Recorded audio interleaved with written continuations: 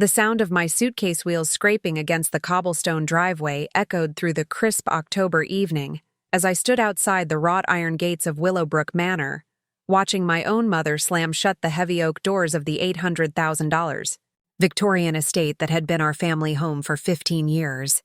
The autumn leaves swirled around my feet in the chilly Boston wind as I stood there in complete disbelief, still wearing the emerald green bridesmaid dress that had cost me 3 months of savings, the same dress my sister Victoria had insisted I wear to complement her vision for her perfect wedding day.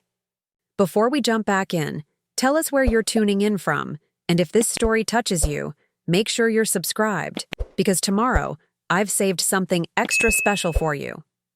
Don't even think about showing your face here again until you learn some respect, were my father's final words, his voice dripping with the same favoritism he'd shown Victoria our entire lives. Little did they know, the manila envelope tucked safely in my purse contained documents that would strip them of this very house within 60 days, leaving them with nothing but the debt they'd been hiding from me for years. Before we dive deeper into this unbelievable story of family betrayal and ultimate justice, let me know in the comments where you're watching from. And if you've ever felt like the black sheep of your family, you're definitely going to want to subscribe, because this story will show you exactly how the tables can turn when people underestimate you. Trust me, you won't see this ending coming. My name is Alexandra Lexi Morrison, and at 28 years old, I never imagined I'd find myself locked out of my childhood home by the very people who were supposed to love me unconditionally. The bitter irony was that just 6 hours earlier, I had been standing at the altar of St. Catherine's Cathedral as Victoria's maid of honor, forcing a smile while she married her trust fund fiancé Richard Thornton III in what the society pages would later call Boston's Wedding of the Year. But the fairy tale had crumbled the moment Victoria's wedding reception began at the Four Seasons, when what should have been a celebration turned into the most humiliating night of my life. It started when my Aunt Margot, 3 glasses of champagne deep, made an offhand comment about how refreshing it was to see Victoria finally settling down with someone financially appropriate, unlike my relationship with Jake Sullivan, my boyfriend of 2 years who worked as a construction foreman. At least one Morrison daughter knows her place in society, Margot had said, loud enough for half the reception to hear.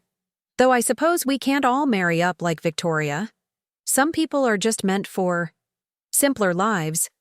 I had tried to ignore the comment, the way I'd learned to ignore countless similar remarks over the years. But when Victoria herself chimed in with a laugh saying, "Oh, Aunt Margot, you're terrible," though I have to admit, I was worried Lexi might show up with Jake. Tonight! Thank goodness she had the sense to come alone to my special day. Something inside me finally snapped. Actually, I had said, my voice carrying across the elegant ballroom, Jake couldn't make it because he's working a double shift on the Beacon Hill renovation project. You know, the one where he's making more in overtime this month than Richard. Probably makes an allowance from his daddy. The comment had been truthful but tactless, and the silence that followed felt like ice water in my veins. Victoria's face went crimson, matching her perfectly applied lipstick, while my parents exchanged the look I'd seen countless times throughout my childhood. The look that said their eldest daughter had once again embarrassed them in front of their social circle. My mother, Patricia Morrison, approached me with the same frigid composure she'd perfected during her 25 years as president of the Willowbrook Garden Club.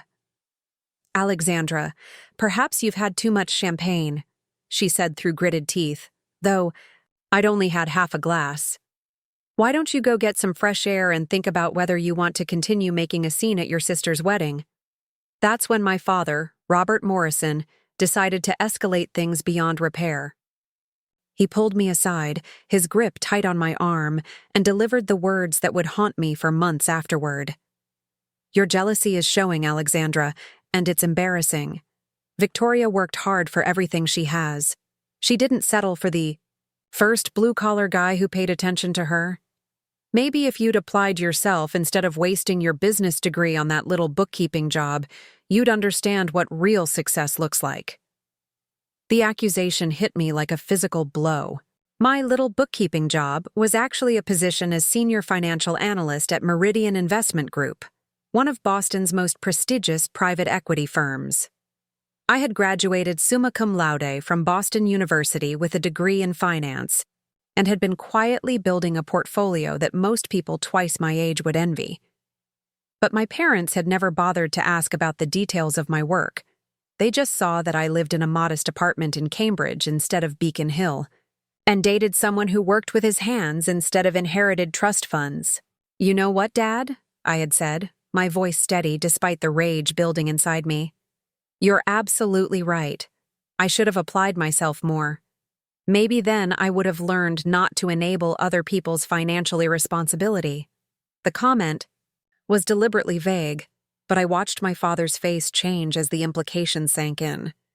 He knew exactly what I was referring to, and for a split second, I saw genuine fear flash across his features before his expression hardened again. "That's enough," he had said coldly. "You're clearly not in the right state of mind to be here. Tonight, I think you should leave before you say something you'll regret even more." "I'm not the one who's going to have regrets," I had replied, gathering my purse and coat. "But you're right about one thing. I definitely shouldn't be here." As I walked out of the Four Seasons ballroom, past the ice sculptures and designer flower arrangements that had cost more than most people's annual salaries, I heard my mother making excuses to the other guests about my emotional state and how difficult transitions could affect some people. Victoria, meanwhile, was already back to posing for photos with her new husband, as if her sister's humiliation was just a minor interruption in her perfect evening. The drive back to Willowbrook had been a blur of Boston traffic and swirling thoughts, but I knew I needed to collect my belongings from my childhood bedroom where I'd been staying for the past week to help with wedding preparations. What I hadn't expected was for my parents to follow me home and deliver their final ultimatum. "We've tolerated your attitude long enough," my mother had said as I packed my things. "Victoria's beginning her new life as a married woman, and frankly, your negativity is toxic to this family's energy. Until you can learn to be supportive instead of bitter, you're not welcome in this house." My father had nodded in agreement, adding the words that would seal their fate.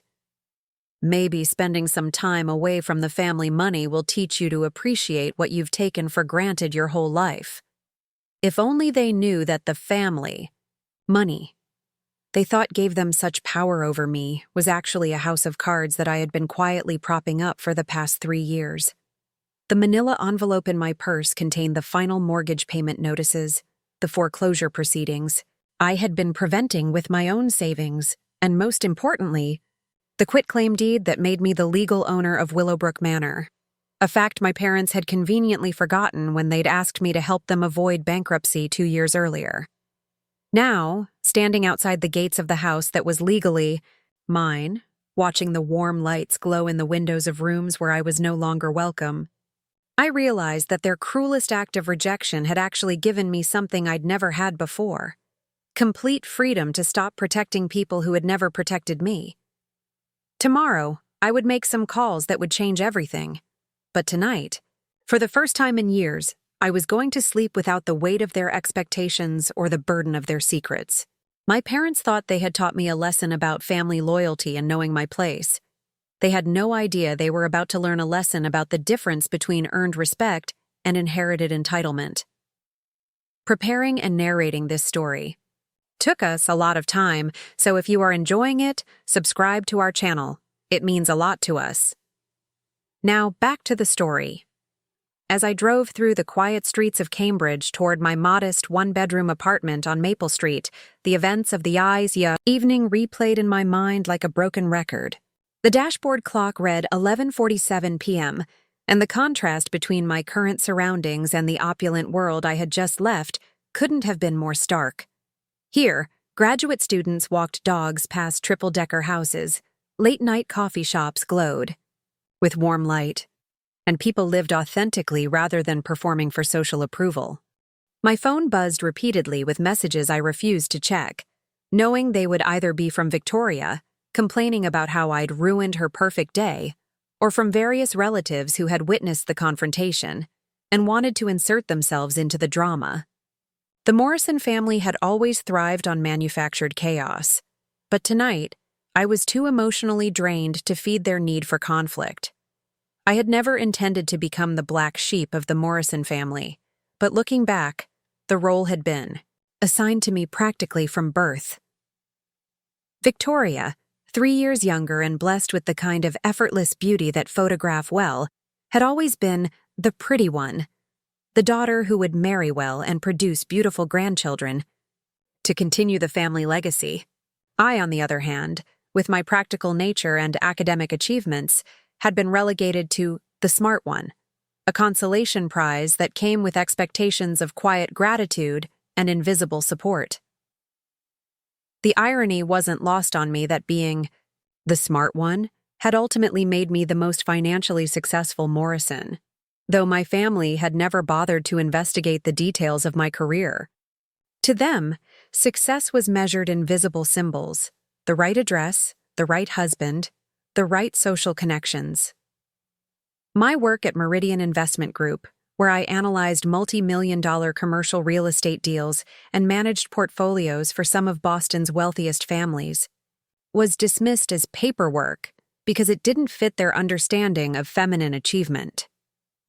The truth was that I had been supporting my parents financially for the past 3 years, ever since my father's architectural firm, Morrison & Associates, had lost their biggest client due to cost overruns on a Back Bay renovation project.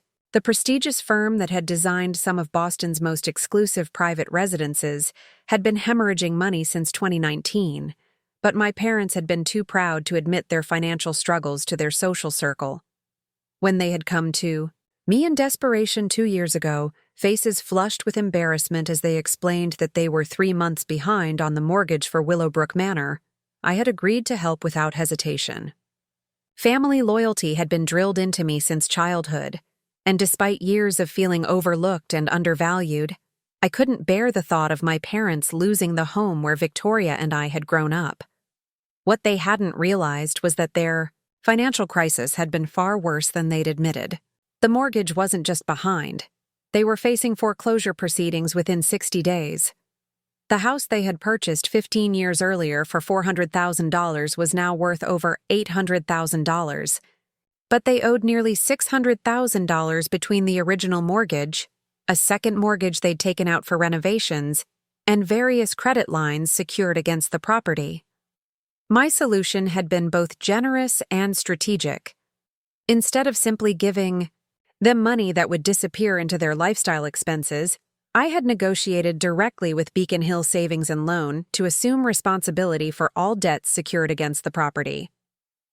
The process had required me to liquidate most of my investment portfolio and take out a significant loan against my own assets, but it had also resulted in a quitclaim deed that transferred legal ownership of Willowbrook Manor to me. At the time, I had viewed it as a family investment rather than a personal acquisition. My parents could continue living in the house indefinitely, and eventually, when they were gone, Victoria and I would inherit equal shares. It seemed like a win-win solution that preserved both their dignity and their home. The arrangement had worked smoothly for 2 years. I had never mentioned the ownership transfer to Victoria, and my parents seemed content to pretend the crisis had never happened. They continued hosting their garden club meetings and charity fundraisers, maintaining the illusion of financial stability, while I quietly covered the monthly mortgage payments, property taxes, and major maintenance expenses. But tonight's confrontation had fundamentally changed my perspective on our family dynamics. The ease with which they had dismissed my achievements, criticized my choices, and ultimately ejected me from the house I was paying for had revealed a level of disrespect I could no longer ignore. Sitting in my apartment, I pulled out the manila envelope that contained copies of all the financial documents related to Willowbrook Manor. The quitclaim deed, signed by both my parents and notarized 2 years ago, clearly established my legal ownership. The mortgage statements, all in my name, showed a current balance of $487,000 on a property worth at least $800,000. The property tax assessments Insurance policies and maintenance contracts were all my responsibility. I had essentially been their landlord for 2 years without rent, while they treated me like an unwelcome tenant in my own house. My phone rang, displaying Jake's number, and for the first time all evening, I felt genuinely happy to answer. "Hey," his familiar voice came through, warm and concerned. "I just got off my shift and saw your messages. Are you okay? What happened at the reception?" Jake Sullivan was everything my family claimed to disapprove of and everything I had learned to value. At 31, he had built his construction company from the ground up, starting as an apprentice electrician, and eventually becoming one of Boston's most sought-after restoration specialists. His work on historic properties had earned him recognition from the Massachusetts Historical Society, but more importantly, he treated me like an equal partner rather than a social accessory. "They kicked me out," I said, surprised by how steady my voice sounded. "Literally told me not to come back until I learned some respect for Victoria's success and stop being bitter about my own choices." Jake was quiet for a moment, processing the information. "Do you want me to come over? Or do you want to stay at my place tonight? You shouldn't be alone after something like that." His immediate offer of support, without judgment or questions about what I might have done to deserve. Such treatment highlighted everything that had been missing from my family relationships for years. Jake's love wasn't conditional on my performance or social status. He valued my intelligence, supported my career ambitions, and never tried to diminish my achievements to make himself feel more important. "I think I need some time to think," I said. "But Jake, there's something you should know about my family's financial situation. Something I've never told you because I was trying to protect their privacy." Over the next hour, I explained the entire situation: the foreclosure crisis, my financial intervention, and the legal ownership of Willowbrook Manor that my parents had conveniently forgotten when they decided I was no longer welcome in their home. Jake listened without interruption, occasionally asking clarifying questions but never expressing shock or judgment about the complicated family dynamics I'd been navigating. When I finished, his response was characteristically direct. "So what are you going to do? You can't keep paying for a house where you're not welcome, and they clearly don't appreciate the sacrifice you've made for them." It was a fair question, and one I'd been avoiding all evening. What was I going to do? For 2 years, I had enabled my parents' financial irresponsibility while accepting their emotional neglect because I believed family loyalty required unconditional support. But tonight had proven that their loyalty to me was entirely conditional on my willingness to remain small, quiet, and grateful for whatever scraps of affection they chose to provide.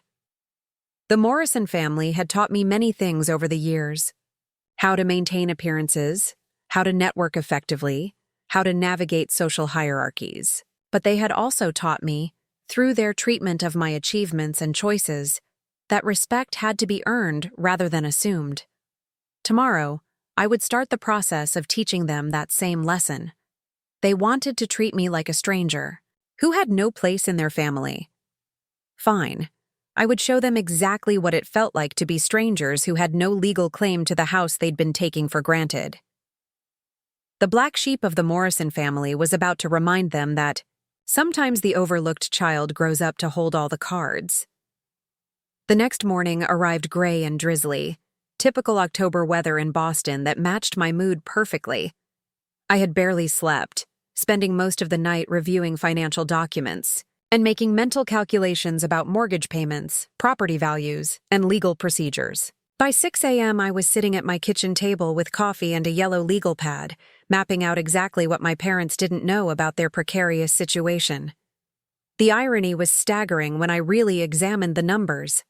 Over the past 3 years, I had quietly transferred approximately $180,000 of my own money to keep Willowbrook Manor afloat.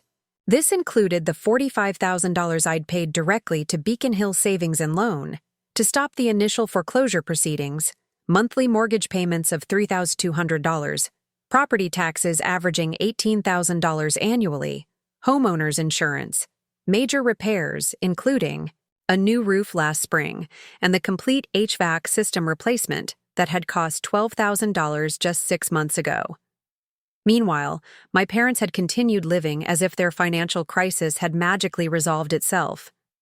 They'd maintained their membership at the exclusive Hillcrest Country Club, continued hosting elaborate dinner parties, and just last month had spent $8,000 on landscaping for Victoria's engagement photos. Not once had they acknowledged my financial support or even asked about the details of how their mortgage had suddenly become current. What made the situation even more complex was that I had discovered additional financial secrets while reviewing the property records. My father's architectural firm, Morrison & Associates, had been using Willowbrook Manor as collateral for business loans that I knew nothing about. There was a $75,000 line of credit against the house that had been maxed out, plus a second mortgage for $120,000 that they'd used to fund what my father had described to me as minor renovations, but had actually been a complete gut renovation of their master suite and kitchen. The total debt secured against the property was actually $682,000, not the $487,000 I had been paying. My parents had been making minimum payments on these additional debts while I covered the primary mortgage, essentially using my financial support as a way to free up cash for their lifestyle expenses. But here's what they hadn't counted on. When I had negotiated the quitclaim deed with them 2 years ago, I had insisted on reviewing all liens and encumbrances against the property. My attorney, David Chen, no relation to the earlier story, just a coincidence, had been thorough in his due diligence. The deed transfer had been structured to make me responsible for the primary mortgage only, while my parents remained legally liable for all other debts they had secured against the property. This meant that while I owned the house, they still owed $195,000 in additional secured debt that could potentially result in foreclosure proceedings against a property I now owned. It was a legal nightmare that could have been avoided with honest communication, but my parents had chosen to handle their financial crisis with the same secrecy and manipulation that characterized all their family relationships. Sitting in my kitchen that morning, I realized that my parents had essentially created a situation where they could lose the house anyway, despite my financial intervention, if they defaulted on the debts I didn't know about. Their silence hadn't just been about pride. It had been about continuing to use the house as a financial resource while transferring the primary risk to me. I called David Chen's office at 8 a.m. sharp, knowing he always arrived early. David had handled my personal legal affairs since I'd started at Meridian Investment Group, and he was one of the few people who fully understood the complex financial arrangements I'd made to help my family. Lexi, David's voice was warm but concerned when he took my call. I was hoping I'd hear from you soon. I've been monitoring the property records for Willowbrook Manor as you requested, and there have been some developments you need to know about. My stomach dropped. What kind of developments? Your parents filed a homestead exemption last month, claiming the property as their primary residence for asset protection purposes. It's a smart legal move if they're worried about creditors. But it's also problematic because they filed it without disclosing that they're not actually the property owners. I set down my coffee cup, feeling the familiar anger rising in my chest. They filed legal documents claiming ownership of a house they deeded to me 2 years ago? It gets worse, David continued. I also found a recent credit application where your father listed Willowbrook Manor as collateral for a potential $100,000 business loan. He represented himself as the property owner and provided tax documents that show the homestead exemption. If that loan gets approved, you could be looking at additional liens against your property that you never authorized. The scope of my parents' financial deception was breathtaking. Not only had they failed to disclose existing debts when I'd helped them avoid foreclosure, but they were actively continuing to use the property as collateral for new debt while I paid the mortgage, and they enjoyed the benefits of home ownership without any of the legal responsibilities.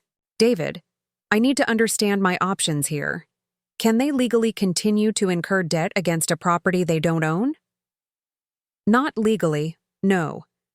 But if creditors don't know about the ownership transfer, they might accept the property as collateral, based on public records that haven't been updated. When those debts come due, the creditors will discover the ownership issue. But by then, you'll be dealing with legal challenges to your title and potential lawsuits from lenders who made loans based on fraudulent information. I spent the next hour on the phone with David, learning about my legal options and the potential consequences of my parents' actions. The bottom line was stark.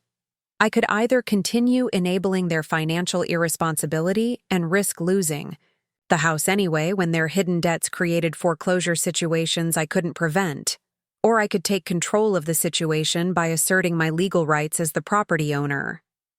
After hanging up with David, I called Meridian Investment Group to request a personal day. My supervisor, Margaret Walsh, had always been supportive of work-life balance, and she immediately approved my request when I explained that I was dealing with a family real estate matter that required immediate attention. "Take whatever time you need, Lexi," Margaret said. "And if you need any resources from our legal or real estate departments, just let me know. Family property issues can be incredibly complex." Margaret's offer reminded me of something I'd been overlooking in my emotional response to the previous night's events. I wasn't just Alexandra Morrison, the ungrateful daughter who'd been kicked out for failing to appreciate her family's values. I was also Alexandra Morrison, senior financial analyst at one of Boston's most prestigious investment firms, with access to legal resources, real estate expertise, and professional networks that my parents couldn't begin to match.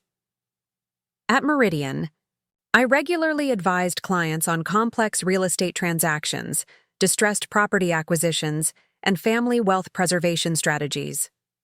I had spent 3 years analyzing exactly the kind of financial crisis my parents had created, helping wealthy families navigate foreclosure risks, debt restructuring, and asset protection planning. The irony was that I had been providing professional-level financial services to my family for free, while they treated me like an incompetent child who needed guidance about life choices. By noon, I had assembled a comprehensive file on the Willowbrook Manor situation, complete with property records, mortgage documents, lien searches, and credit reports that painted a complete picture of my parents' financial behavior. The evidence was overwhelming. They had been systematically leveraging my financial support to continue making risky financial decisions that could ultimately result in losing the house anyway. But I also discovered something that changed my entire perspective on the situation. While reviewing the property tax records, I noticed that Willowbrook Manor had been reassessed 6 months ago at $847,000, significantly higher than the $800,000 estimate I'd been using. Combined with the $487,000 I owed on the primary mortgage, my equity in the property was approximately $360,000. My parents had been living in a house where I owned $360,000 in equity, paying nothing for the privilege, while continuing to risk that equity through financial decisions they hadn't disclosed to me. They had literally been living for free in my investment property while treating me like a financial burden who couldn't understand real success. The realization crystallized everything for me. This wasn't about revenge or proving a point about family respect. This was about taking control of my own financial future and refusing to continue enabling behavior that was destructive to everyone involved. My parents wanted to treat me like a stranger who had no place in their family? Perfect. I would start treating them like tenants who had been living rent-free in my property for 2 years without a lease, using my asset as collateral for debts that could jeopardize my investment. Tomorrow, I would begin the process of protecting my investment and teaching my family the difference between ownership and occupancy. The black sheep of the Morrison family was about to remind everyone that sometimes the smart one actually knows exactly what she's doing. The confrontation I had been dreading came sooner than expected, and in the worst possible way. At 2:30 p.m. on Tuesday, just 3 days after Victoria's wedding, I received a call from David Chen that made my blood run cold. "Lexi, we have a serious problem." David's voice was tense in a way I'd never heard before. I just received a call from Beacon Hill Savings and Loan. Your parents contacted them this morning, claiming there was an error in the mortgage records. They're demanding that the loan be transferred back to their names, and they're disputing your ownership of the property. I nearly dropped my phone. They're doing what? It gets worse. They've hired Bradford and Associates to represent them. Thomas. Bradford is one of the most aggressive real estate attorneys in Boston, and he specializes in challenging property transfers in family situations. He's apparently claiming that the quitclaim deed was signed under duress and that you coerced them into transferring the property when they were facing financial crisis. Bradford and Associates. I knew that name from my work at Meridian. They were the law firm that wealthy families hired when they wanted to destroy someone in court, regardless of the cost or the ethics involved. The fact that my parents had hired them meant this wasn't about protecting their interests. This was about warfare. David, they came to me for help. I have emails, text messages, financial records showing they begged me to save the house. How can they claim coercion? Money makes people creative with the truth, Lexi. And Bradford is famous for turning family financial arrangements into elder abuse cases, even when the elderly parties are the ones who initiated the transactions. My hands were shaking as I hung up with David. This wasn't just about the house anymore. My parents were essentially accusing me of financial elder abuse, a charge that could destroy my career at Meridian and potentially result in criminal charges if they could make it stick. I immediately called my office to extend my personal leave and drove straight to Willowbrook Manor. If my parents wanted a fight, they were going to get one, but it would be on my terms with full transparency about what they were really doing. The house looked exactly the same as it had on the night they'd kicked me out. Immaculate landscaping, fresh fall decorations. On the front porch, the picture of suburban prosperity. But now I saw it differently. Every improvement, every beautiful detail represented thousands of dollars of my money that they'd spent while claiming I was the one who didn't understand financial responsibility. I used my key. They hadn't thought to change the locks. Probably because they'd forgotten I still had one and walked into the foyer that had once felt like home. The sound of my heels on the marble floors echoed through the house, and I could hear voices coming from my father's study. Told you she wouldn't just disappear quietly? My mother was saying, her voice tight with stress. She's always been stubborn when she doesn't get her way. Bradford says we have a strong case, my father replied. The financial pressure we were under could easily be construed as coercion, and the fact that she took complete ownership instead of just helping with payments shows predatory intent. I stood frozen in the hallway, listening to my parents discuss legal strategies to paint me as a predator who had taken advantage of their financial crisis. The people I had sacrificed $180,000 to help were now planning to destroy my reputation, and potentially my freedom to avoid taking responsibility for their choices. I walked into the study without knocking. Both my parents looked up in shock, their faces immediately shifting from surprise to anger. "What are you doing here?" my mother demanded, rising from her chair behind the mahogany desk that I had paid to refinish last year. "We told you not to come back." "Actually, Mom, I'm here because this is my house," I said, my voice calmer than I felt. "And I need to understand why you've hired Thomas Bradford to challenge the property transfer that saved you from foreclosure." My father's face flushed red. "You manipulated us when we were vulnerable, Alexandra. You took advantage of our desperation to steal our home." The accusation was so outrageous that I almost laughed. "Steal your home? Dad, you were 3 months away from losing it entirely. The bank had already filed foreclosure proceedings. I saved your house with my own money, and now you're claiming I stole it? You should have just loaned us the money," my mother interjected. Taking ownership was predatory. Normal families help each other without demanding collateral.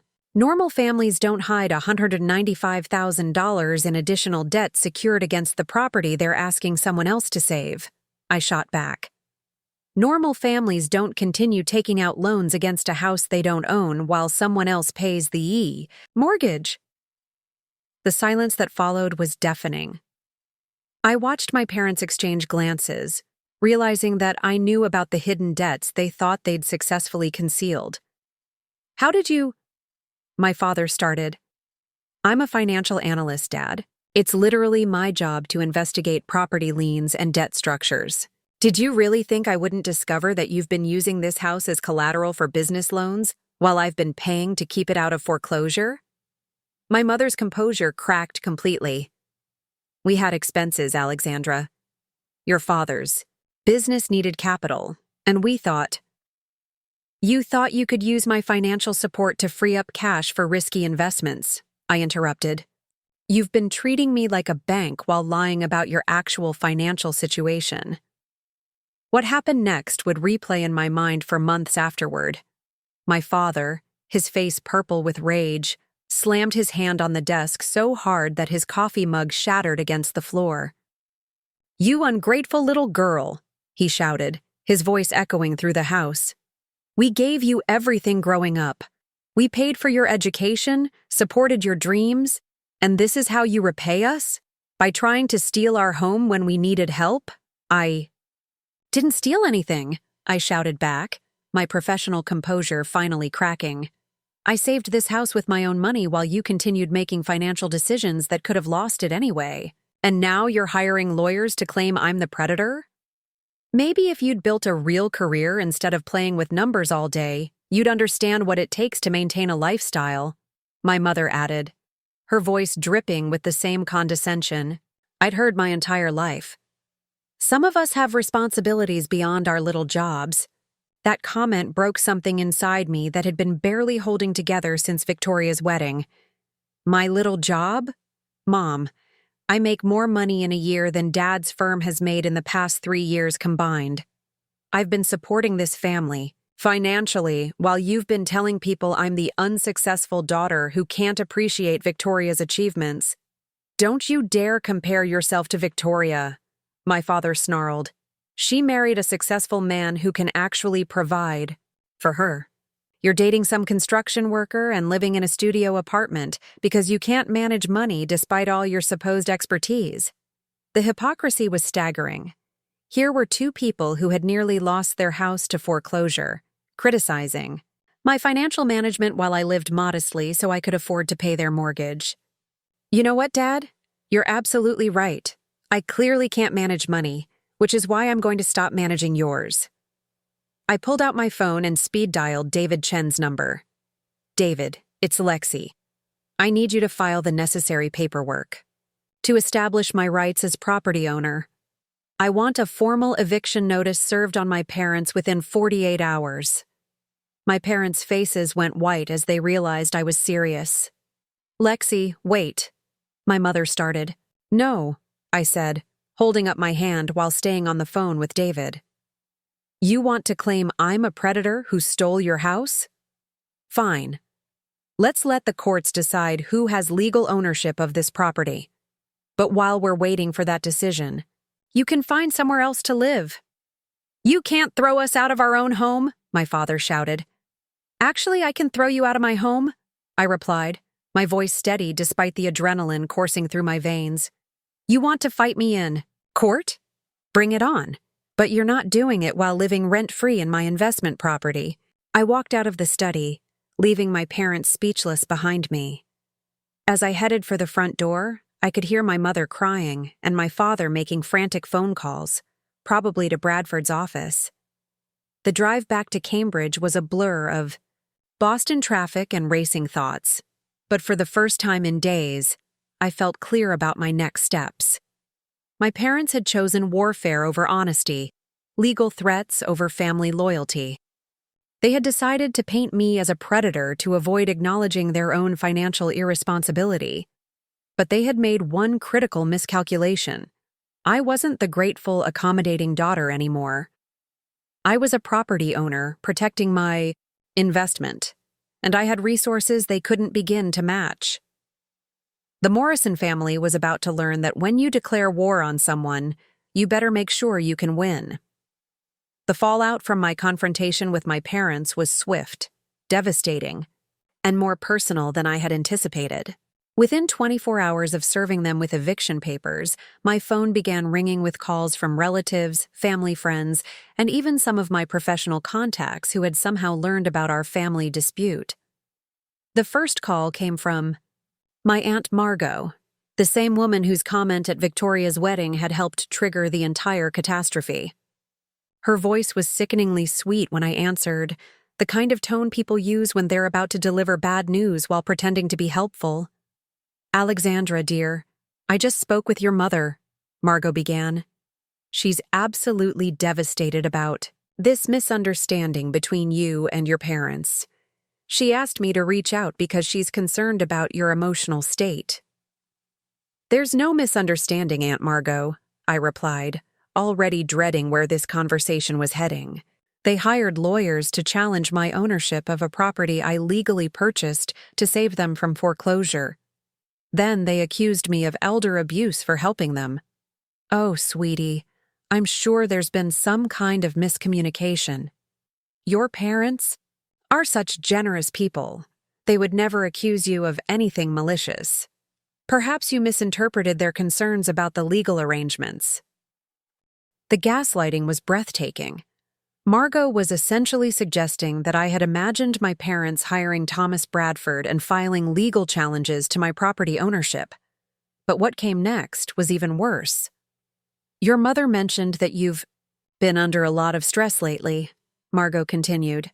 "She's worried that your relationship with that construction worker might be affecting your judgment. Sometimes when we're trying to prove something to a man, we make decisions that don't reflect our usual good sense." I hung up without responding, but Margot's call was just the beginning. Over the next 3 days, I received similar calls from my Uncle Richard, 2 family friends from the country club, and even Mrs. Henderson, my parents' next-door neighbor who claimed she was concerned about the family tension affecting property values in the neighborhood. Each conversation followed the same pattern. The caller would express sympathy for the family misunderstanding, suggest that I was overreacting due to stress or relationship issues, and then hint that my parents were actually the victims in the situation. No one seemed interested in hearing about the financial facts or legal realities. They had already decided that I was the problem. But the most devastating call came from Victoria herself on Thursday evening. I had been expecting to hear from my sister since the wedding, but her tone when she finally called was colder than I had ever heard it. "Lexi, what the hell are you doing?" Victoria's voice was sharp with anger. "Mom called me crying, saying you're trying to take their house away. She says you've been manipulating them financially for years, and now you're threatening them with homelessness." "Victoria, that's not what happened," I started, but she cut me off immediately. "I don't want to hear your excuses. Do you have any idea how this is affecting my honeymoon? Richard and I are in Tuscany trying to start our marriage, and instead I'm dealing with phone calls about my sister having some kind of breakdown and attacking our parents." The accusation hit me like a physical blow. "I'm not having a breakdown. I'm protecting my investment in a property that—" "Your investment?" Victoria's laugh was harsh. "Lexi, you live in a 1-bedroom apartment in Cambridge and date a guy who works construction. What investment could you possibly have that's worth destroying our family over?" The dismissal of my financial capabilities was so complete, so absolute, that I found myself speechless. My own sister, who had never held a job more challenging than planning charity events, was lecturing me about financial responsibility while defending parents who had hidden hundreds of thousands of dollars in debt. "I'm not destroying the family, Victoria. I'm the one who saved Mom and Dad from foreclosure 2 years ago. I own the house legally because I paid to keep it out of bank seizure." "That's ridiculous," Victoria snapped. "Mom and Dad have lived in that house for 15 years. They're not the type of people who would face foreclosure. You're obviously confused about whatever financial arrangement you think you have." Her refusal to even consider the possibility that our parents might have financial problems revealed how completely they had protected her from reality. Victoria had lived her entire life believing that money simply appeared when needed, that our parents' lifestyle was sustainable, and that financial crises happened to other people. Victoria, I have documentation. Legal papers, mortgage statements, bank records. I can prove everything I'm telling you. I don't care about your papers, she replied, her voice rising. I care about the fact that you're making our parents' life miserable right after my wedding. This is supposed to be the happiest time in our family's life, and you're ruining it with your jealousy and drama. The conversation ended with Victoria hanging up on me, but not before delivering a final blow that would haunt me for weeks. Maybe Mom and Dad are right. Maybe you do need professional help. Normal people don't attack their own family over money. After Victoria's call, I sat in my apartment feeling more isolated than I had ever felt in my life. The people who were supposed to know me best, who had watched me work tirelessly to build my career and support the family financially, had chosen to believe that I was mentally unstable rather than acknowledge the uncomfortable truth about our family's financial dysfunction. Jake found me that evening sitting on my couch with a bottle of wine, staring at my phone and wondering if maybe everyone else was right. Maybe I was overreacting. Maybe there was some way to resolve this without destroying relationships that had taken decades to build. Talk to me, Jake said, settling beside me and taking the wine glass from my hand. What happened today? I told him about the calls, Victoria's reaction, and the growing sense that I was fighting a battle I couldn't win because no one would acknowledge the basic facts of the situation. They're making me feel crazy, I admitted. Everyone is acting like I'm the one with the problem, like wanting to protect my investment makes me a predator. Maybe I should just walk away from the house and let them figure it out on their own. Jake was quiet for a long moment, his arm around my shoulders as I leaned against him. When he finally spoke, his words were careful but firm. Lexi, can I ask you something? If this situation involved clients at Meridian instead of your family, what would you advise them to do? The question forced me to step outside my emotional response and consider the situation professionally. If a client came to me with this scenario, family members challenging their legal ownership of a property they had rescued from foreclosure, while continuing to incur debt against that property and hiring aggressive attorneys to reclaim it, I would tell them to protect their investment immediately and completely. I'd tell them to enforce their legal rights, I said slowly. I'd tell them that family relationships built on financial manipulation aren't worth preserving. And if those family members were spreading rumors about the client's mental health, to avoid taking responsibility for their own financial decisions, I'd tell them to document everything and prepare for a legal battle that might get ugly before it gets resolved. Jake nodded. So why is your situation different? It wasn't different, of course. I had been allowing my emotional attachment to my family to cloud my judgment about a situation that was fundamentally about property rights and financial responsibility. My parents had created this crisis through their own choices, and now they were trying to escape the consequences by destroying my reputation and relationships. But understanding the situation intellectually didn't make it less painful emotionally. The realization that my family was willing to sacrifice me to protect themselves was devastating in a way I hadn't anticipated. These were people who had attended my college graduation, celebrated my career achievements, and claimed to love me unconditionally. The discovery that their love was actually contingent on my willingness to remain financially subordinate was crushing. That night, I made the decision that would define the next phase of this battle. I would stop trying to preserve relationships with people who were actively working to harm me. I would stop explaining myself to relatives who had already decided I was the villain. And I would stop second-guessing legal decisions that were clearly correct just because they made my family uncomfortable. My parents wanted to paint me as a predator who had taken advantage of their desperation.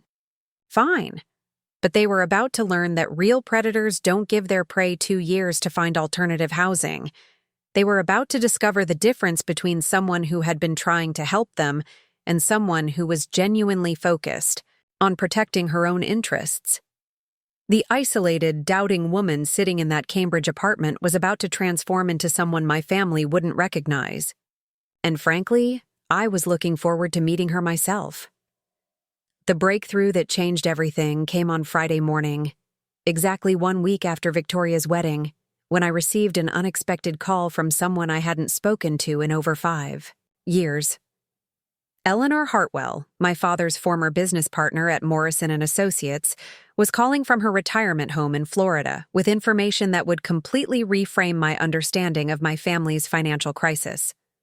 "Alexandra, dear, I hope you don't mind me calling." Eleanor's voice was warm but hesitant.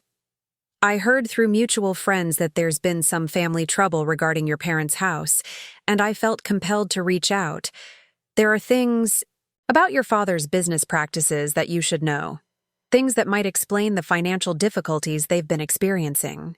Eleanor had been my father's partner for 12 years before retiring in 2018. She was a brilliant architect in her own right, with a reputation for integrity that had made Morrison & Associates one of Boston's most respected firms. Her departure had coincided with the beginning of my father's financial troubles, though I had never understood the connection until now. "Mrs. Hartwell, I'd be grateful for any information you can share. My parents have been less than transparent about their financial situation." "That doesn't surprise me, unfortunately. Alexandra, the reason I left the firm wasn't really about retirement. It was about fundamental disagreements with your father about ethical business practices and financial management." Over the next hour, Eleanor painted a picture of my father's business operations that was far more troubling than simple financial mismanagement. Starting in 2017, Robert Morrison had begun systematically overbilling clients, inflating project costs, and pocketing deposits for work that was never completed. The prestigious firm that had once designed homes for Boston's elite had become essentially a sophisticated fraud operation. "The final straw was the Pemberton project," Eleanor explained. "Your father quoted them $400,000 for a historical restoration, took a $200,000 deposit, and then subcontracted the work to unlicensed contractors for $80,000. When the work failed inspection, he disappeared rather than fixing the problems or returning their money." My stomach churned as Eleanor continued detailing a pattern of behavior that had ultimately resulted in multiple lawsuits, state licensing board investigations, and criminal charges that had been resolved through plea agreements and financial settlements. My father hadn't just been struggling with normal business fluctuations. He had been running a criminal enterprise that had finally collapsed under the weight of its own corruption. "Eleanor, are you saying my father's financial problems are the result of legal settlements for fraud?" "I'm saying your father's entire lifestyle for the past 6 years has been funded by money that wasn't legally his. The house payments, Victoria's private school tuition, your mother's country club memberships, all of it was paid for with stolen client deposits and fraudulent billing."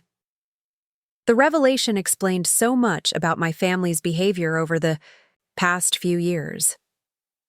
My parents' desperate scramble to avoid foreclosure hadn't been about temporary business difficulties. It had been about the inevitable collapse of a house of cards built on systematic theft. They had been living a completely fraudulent lifestyle, and when the legal consequences finally caught up with them, they had turned to me as their unknowing accomplice in money laundering. Eleanor had more devastating information to share. "Alexandra, there's something else you need to know. Your father has been telling people in the architecture community that you're his silent partner in a new development company he's starting. He's been using your name and professional credentials to attract potential investors." My blood ran cold. "He's been doing what?" "He's been representing you as the financial backing for Morrison Development LLC, a company that supposedly specializes in sustainable urban housing projects. He's been taking meetings with investors and showing them financial projections that list you as the primary capital source. This was beyond financial manipulation. My father was actively committing fraud using my identity and professional reputation." Any investors who put money into his fake development company would expect to be able to pursue legal claims against me when the inevitable collapse occurred. He was setting me up to be liable for his next round of criminal behavior. Mrs. Hartwell, do you have any documentation of these investor meetings or the company filings? I have better than that. I have recordings. When I heard what Robert was doing, I started documenting everything because I was worried about the professional liability for anyone whose name got associated with his schemes. I have audio recordings of him promising investors that his daughter works for Meridian Investment Group and has access to institutional funding for development projects. Eleanor emailed me the recordings that afternoon, and listening to my father's voice as he detailed his fictional business plans was surreal. He spoke about me with a confidence and familiarity that suggested we were close business partners, describing my investment capabilities and professional connections with complete authority. He had created an entirely fictional version of our relationship to support his latest fraud scheme. But the most chilling moment came when I heard him responding to an investor's question about whether I was aware of my role in the company. Alexandra is very supportive of my vision, my father's voice said smoothly. She understands the potential for this kind of development in the Boston market, and she's committed to helping me build something significant. Family loyalty is very important to her. The manipulation was breathtaking. He was using my genuine family loyalty, the same loyalty that had led me to save their house from foreclosure, as evidence that I would support his criminal activities. He was essentially promising investors that I would cover their losses because I was too devoted to my family to let them suffer the consequences of his fraud. Armed with Eleanor's information and recordings, I immediately called David Chen to schedule an emergency meeting. The legal implications of my father's activities extended far beyond our property dispute. I was potentially facing criminal liability for fraud schemes I knew nothing about. David's reaction was immediate and serious. Lexi, we need to contact the district attorney's office immediately. Your father is committing identity fraud and securities fraud. If any investors actually give him money based on these representations, you could be named as a defendant in both civil and criminal cases. The scope of my family's deception was staggering. They hadn't just been hiding debt and manipulating me financially. They had been setting me up to be the fall guy for ongoing criminal activity.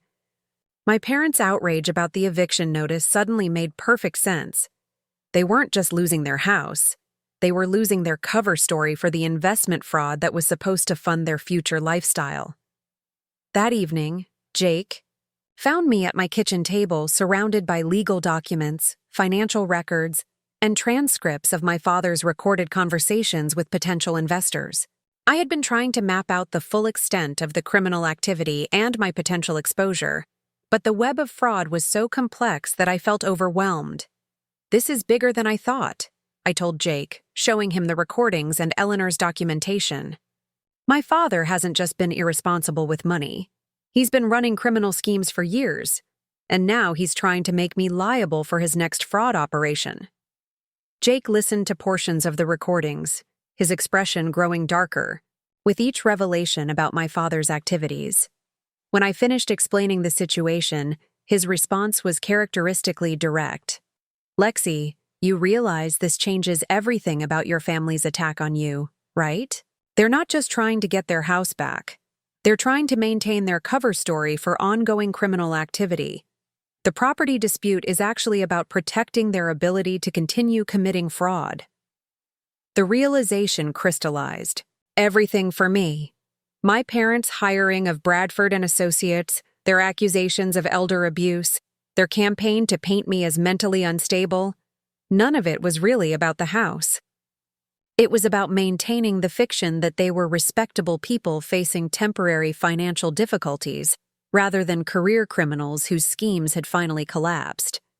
They needed me to be the problem because acknowledging their own criminal behavior would destroy their remaining credibility with potential victims. As long as they could paint me as an ungrateful daughter who had stolen their house, they could continue representing themselves as trustworthy people worth investing. But they had made one critical miscalculation. I wasn't just some naive family member they could manipulate indefinitely. I was a financial professional with access to legal resources and investigative tools they couldn't begin to match. And now that I understood the true scope of their criminal activity, I was no longer interested in protecting them from the consequences of their choices. My parents wanted to use me as cover for their fraud schemes? Perfect. I was about to show them exactly what happened when you try to manipulate someone who understands how financial crimes actually work. The scared, isolated daughter from earlier in the week was gone forever. In her place was someone who understood that this wasn't about family loyalty or property disputes. This was about stopping criminal activity before it destroyed more innocent people's lives. My parents' escalation came faster and more aggressively than even David Chen had predicted. On Monday morning, exactly 10 days after Victoria's wedding, I woke up to find my professional reputation under systematic attack from multiple directions simultaneously. The first sign of trouble came when my supervisor, Margaret Walsh, called me at 7:30 a.m., her voice tight with concern. "Lexi, I need you to come in immediately. We've received some very serious allegations about your professional conduct that need to be addressed before you can return to work." My stomach dropped as I realized my parents had expanded their warfare beyond property disputes into direct attacks on my career. "What kind of allegations, Margaret?" "Someone has filed a complaint with the Massachusetts Securities Division claiming that you've been using your position at Meridian to facilitate fraudulent investment schemes. They're also alleging that you've been misrepresenting your authority to approve funding for development projects." The accusation was devastating and clearly designed to destroy my ability to work in financial services. If the Securities Division found any merit to the complaint, I could lose my license to work in investment management and potentially face criminal charges for securities fraud. "Margaret, these allegations are completely false. I can document my whereabouts and activities for any time period they're claiming misconduct occurred." "I believe you, Lexi. But we have to take this seriously. HR wants to meet with you this morning, and we may need to place you on administrative leave pending the investigation." The drive to Meridian's offices felt surreal. Just 2 weeks ago, I had been a rising star in the company, trusted with major client portfolios, and being groomed for a promotion to vice president. Now I was walking into a meeting that could end my career based on lies my own parents were telling to protect their criminal activities. The HR meeting was professionally conducted but deeply humiliating. Linda Reynolds, the head of human resources, walked me through the specific allegations that had been filed with both the company and state regulators. Someone claiming to be a concerned family member had provided detailed accusations about my alleged misconduct, complete with dates, client names, and specific financial transactions. "The complainant claims that you've been promising investors access to institutional funding through Meridian for a development company called Morrison Development LLC," Linda explained. "They're alleging that you've been taking deposits from investors based on fraudulent representations about your authority to approve financing." The irony was staggering. My father was accusing me of the exact criminal activity he had been committing, using my name and professional credentials without my knowledge. He had created a fictional narrative where I was the one defrauding investors, probably hoping that any investigation would focus on me rather than his own activities. "Linda, I've never heard of Morrison Development LLC until last week. I can provide documentation showing that someone else has been using my name and credentials without authorization. This complaint is actually evidence of identity fraud committed against me." Linda's expression softened slightly as she realized the complexity of the situation. "Lexi, if you're being targeted for identity fraud, we need to involve law enforcement immediately. But until this gets sorted out, I have to place you on paid administrative leave. We can't have employees working under active securities investigations." Walking out of the Meridian offices with my access badge deactivated and my computer account suspended was one of the lowest moments of my life. My parents had successfully weaponized the regulatory system against me, using my own professional success as a vulnerability they could exploit, but their attack on my career was just the beginning. When I returned to my apartment that afternoon, I found a notice taped to my door from my landlord, Mrs. Chen, again, no relation to David, requesting an immediate meeting about concerns regarding criminal activity associated with the property. The meeting revealed that someone had contacted my landlord, claiming that I was under investigation for financial crimes and suggesting that my apartment might be subject to asset forfeiture if I was convicted.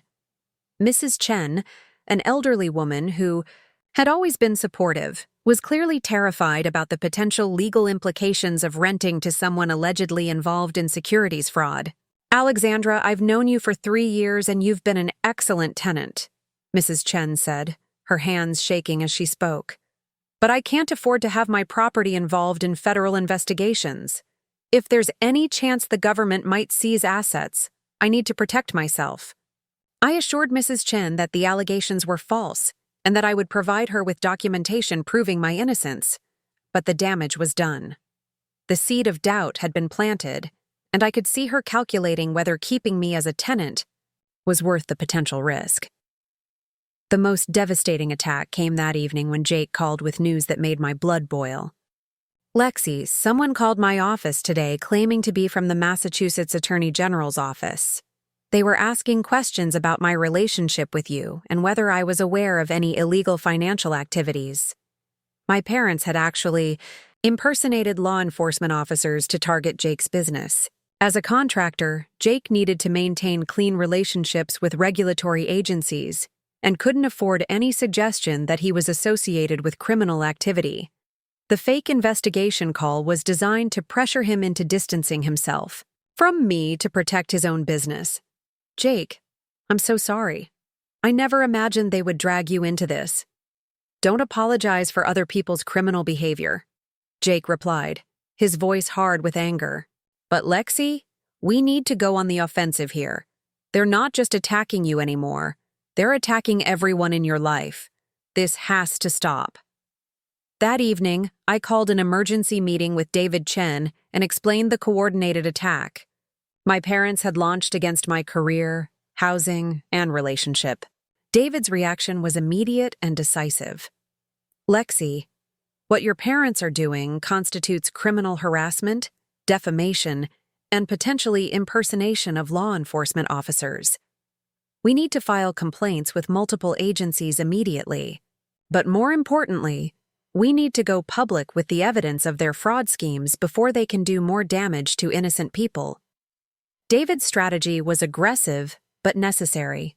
Instead of just defending against my parents' attacks, we would expose their criminal activity to law enforcement, regulatory agencies, and potential victims before they could target more investors. We would use the recordings Eleanor had provided, the financial evidence I had gathered, and the documentation of their recent harassment campaign to build a comprehensive case that would stop their criminal activity permanently. The first step was filing complaints with the Massachusetts Attorney General's office, the Boston Police Department, and the FBI's White-Collar Crime Division. David helped me prepare detailed reports documenting my father's fraud schemes, the identity theft involving my professional credentials, and the harassment campaign they had launched when I threatened their ability to continue committing crimes. But we also took more aggressive steps. David contacted Eleanor Hartwell to ask if she would provide testimony about my father's criminal activities to law enforcement. He reached out to the potential investors my father had been targeting to warn them about the fraud scheme before they could lose money. Most importantly, he filed motions to have my parents held in contempt of court for filing false accusations while under oath in their property challenge. The response from law enforcement was faster than I had expected. Detective Sarah Martinez from the Boston Police Department's Financial Crimes Unit called me within 48 hours of receiving our complaint. She had already begun investigating my father's activities and was very interested in the recordings and financial evidence we could provide. "Ms. Morrison, we've been tracking several complaints about fraudulent development companies in the Boston area, and your father's name has come up in multiple investigations. The evidence you're providing could help us connect several different fraud schemes that we think are related. Detective Martinez explained that my father was apparently part of a larger network of criminals who specialized in targeting elderly investors with fake development projects. The Morrison Development LLC scheme was just one of several similar operations that promised high returns on urban housing investments that never actually existed. Your father's use of your professional credentials was particularly sophisticated, Detective Martinez continued.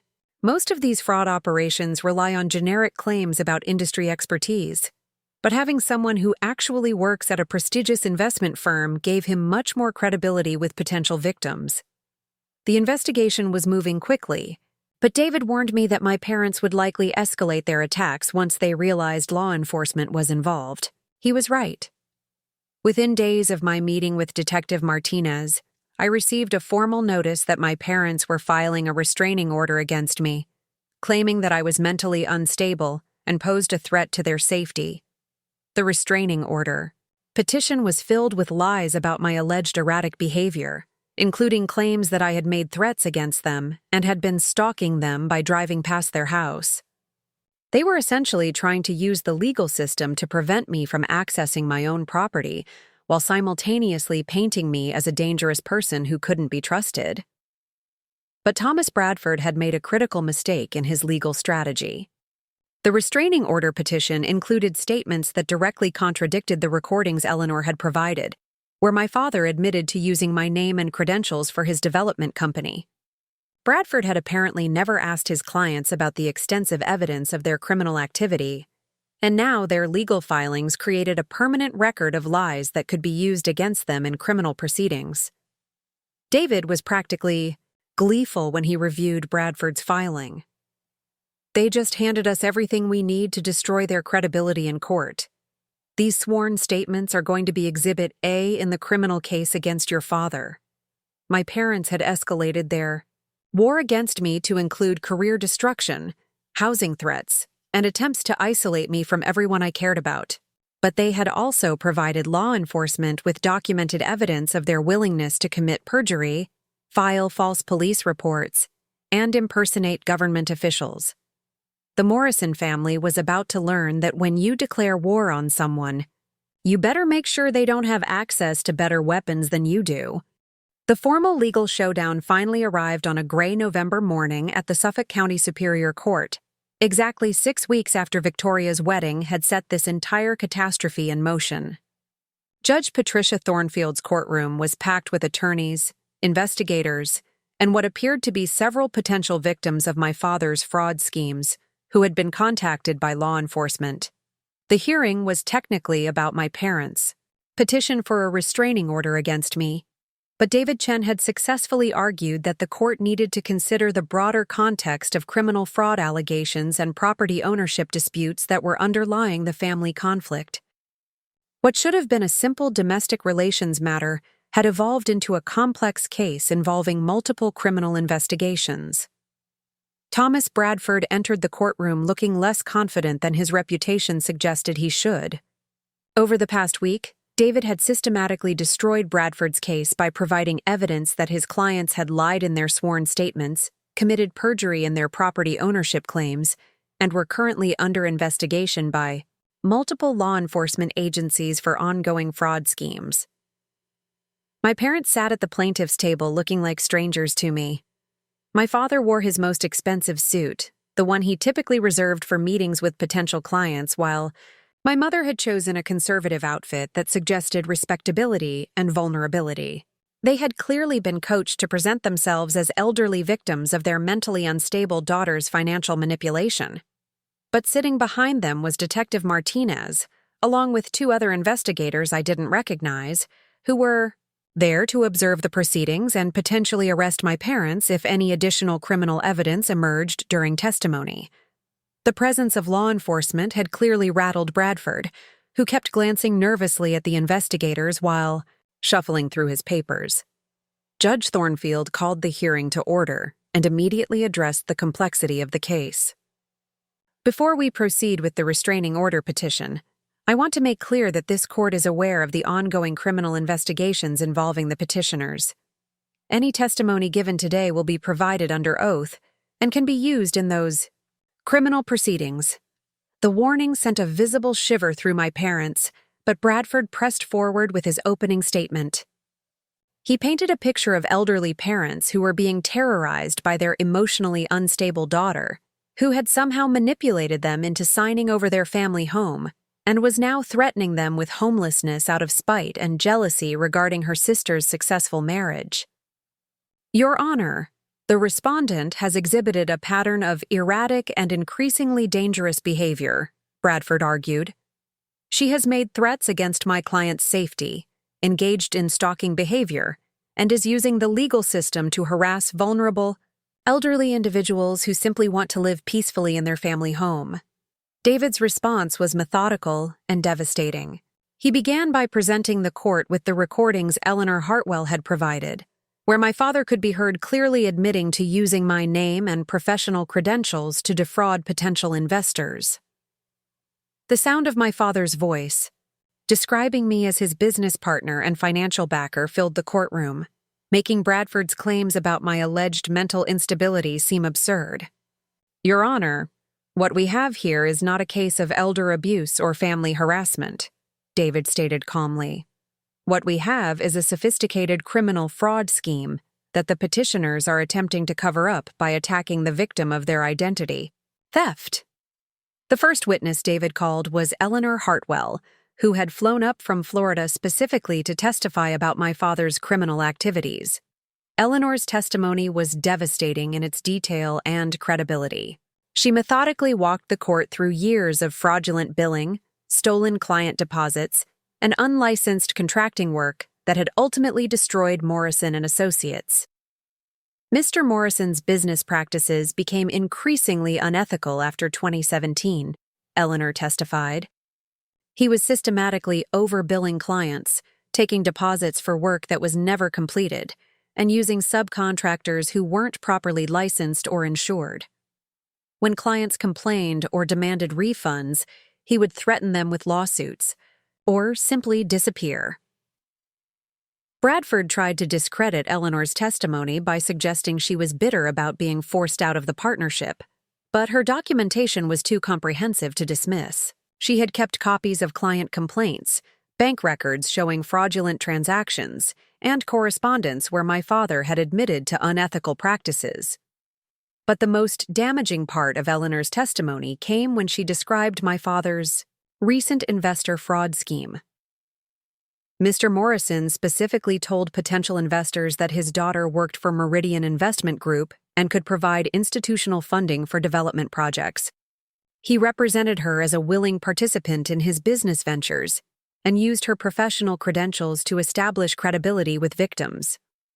When it was my turn to testify, I felt calmer than I had expected. The truth was on my side, and I had comprehensive documentation to support every statement I would make.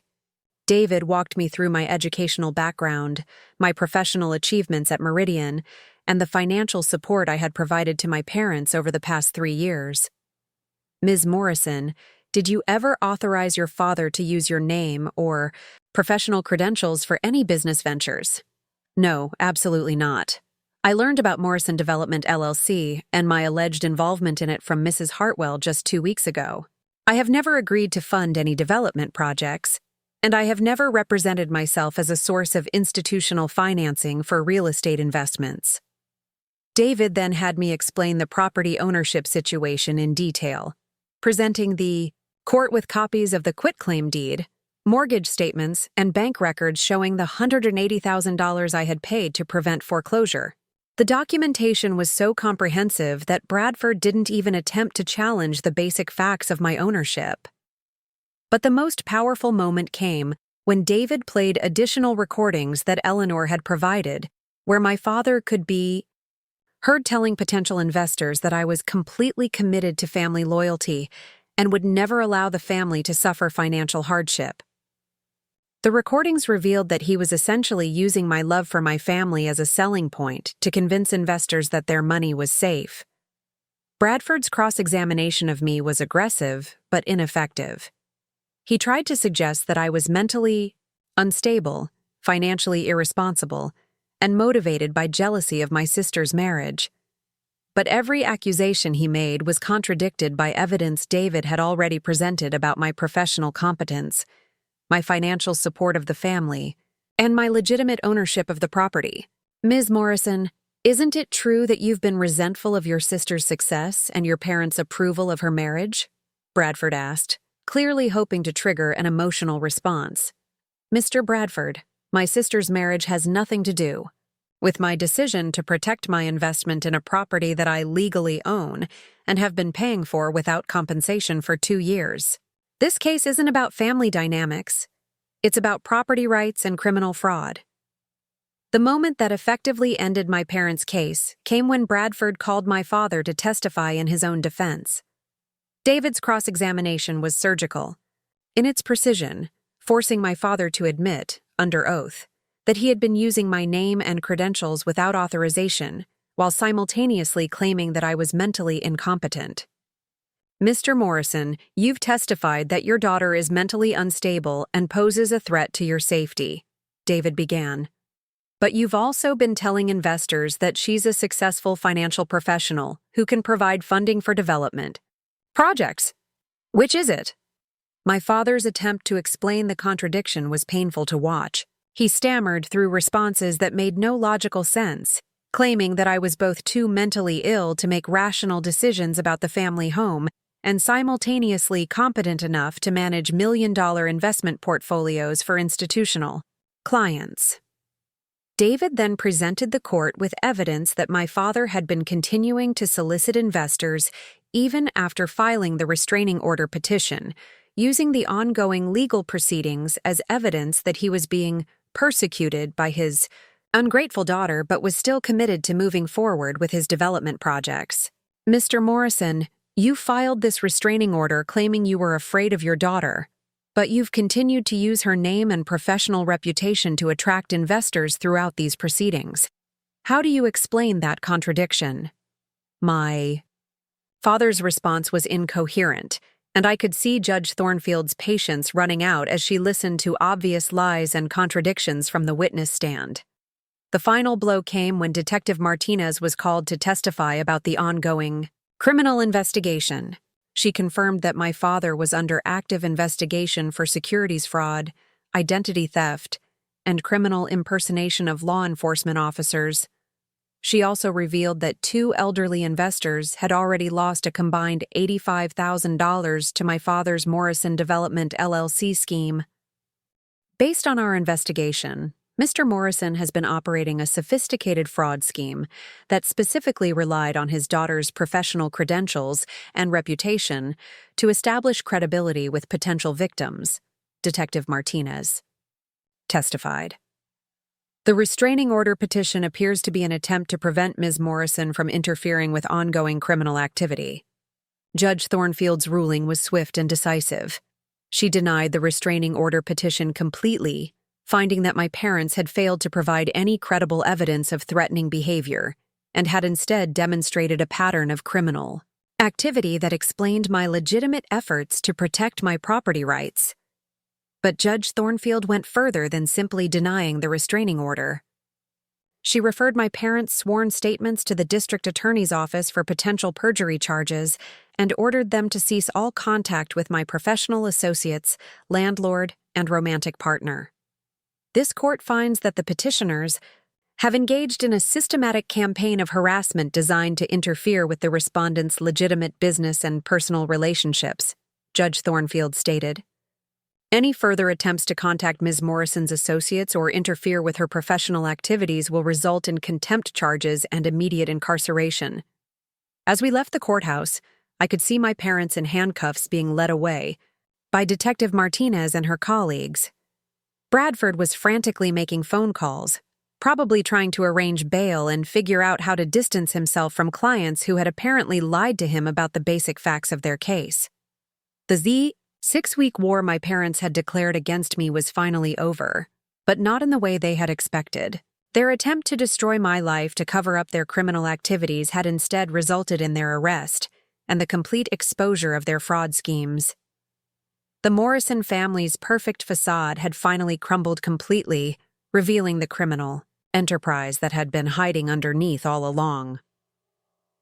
6 months after watching my parents being led away in handcuffs from the Suffolk County Courthouse, I stood in the marble lobby of Morrison Property Solutions, the real estate development company I had built from the ashes of my family's destruction. The irony of the name wasn't lost on me. I had reclaimed the Morrison legacy and transformed it into something legitimate and successful. The company occupied the entire 15th floor of a gleaming downtown Boston high-rise, with panoramic views of the harbor that my father could never have afforded during his legitimate business years. My office overlooked the very courthouse where his criminal empire had finally collapsed, a daily reminder of how far I had traveled from the scared, isolated woman who had been kicked out of Victoria's wedding reception. The transformation hadn't happened overnight. In the weeks following my parents' arrest, I had faced the monumental task of rebuilding my professional reputation while simultaneously taking control of assets that were legally mine but emotionally complicated. Meridian Investment Group had immediately reinstated me once the securities fraud allegations were proven false, but I knew my future lay in building something entirely my own. The catalyst had come from an unexpected source. Dr. Patricia Lansing, one of the elderly investors who had been defrauded by my father's Morrison Development LLC scheme, had contacted me through David Chen with a proposition that would change everything. "Ms. Morrison," Dr. Lansing had said during our first meeting in David's office, "I lost $45,000 to your father's fraudulent scheme, but I've been following the case, and I understand that you're the one who exposed his criminal activities. I'm interested in discussing whether there might be legitimate investment opportunities in Boston real estate development." Dr. Lansing, a retired physician with substantial assets, had been attracted to my father's fake development projects because she genuinely believed in sustainable urban housing initiatives. She had wanted to invest in projects that would provide affordable housing while generating reasonable returns, exactly the kind of socially responsible development that my father had promised but never intended to deliver.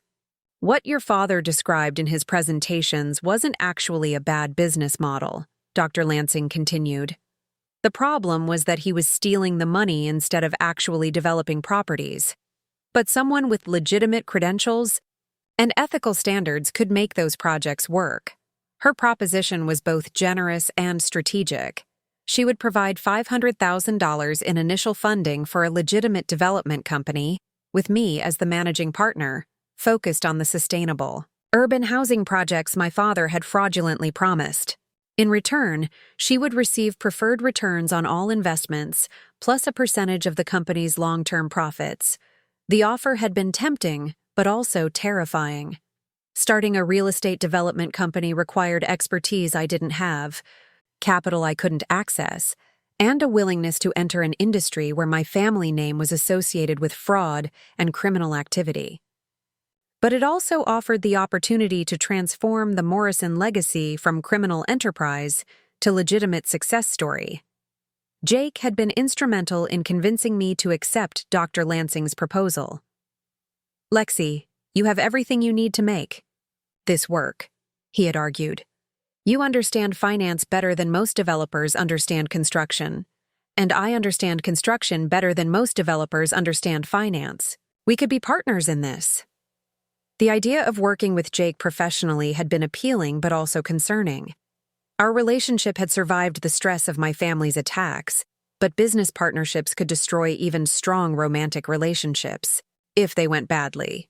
After extensive discussions and careful legal planning, we had structured Morrison Property Solutions as a partnership where Jake would handle all construction and project management while I focused on financing, acquisition, and overall business strategy.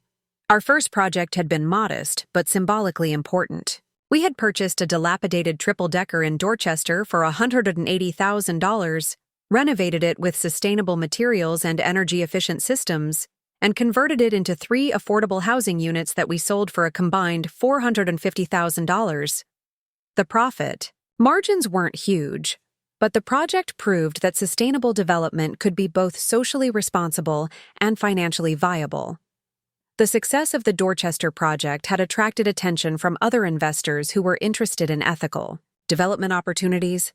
Within 6 months, we had raised $2.3 million in funding from individuals and institutions who wanted to support affordable housing initiatives that also generated reasonable returns. But the real breakthrough had come when Margaret Walsh, my former supervisor at Meridian, had approached me about a partnership opportunity that would leverage both my development experience and my financial analysis background. Lexi, Meridian has been looking for a local development partner for a major urban renewal project in South Boston. Margaret had explained during a lunch meeting that had changed everything. The city has allocated $15 million in municipal bonds for sustainable housing development, and they're looking for firms that can demonstrate both financial competence and community commitment. The South Boston project was exactly the kind of large-scale development opportunity that could establish Morrison Property Solutions as a major player in the Boston real estate market. The municipal bond funding would allow us to develop 120 units of mixed-income housing using cutting-edge sustainable technology, creating a model for urban development that other cities could replicate. Winning the South Boston contract had required extensive presentations to city planning committees, environmental review boards, and community organizations.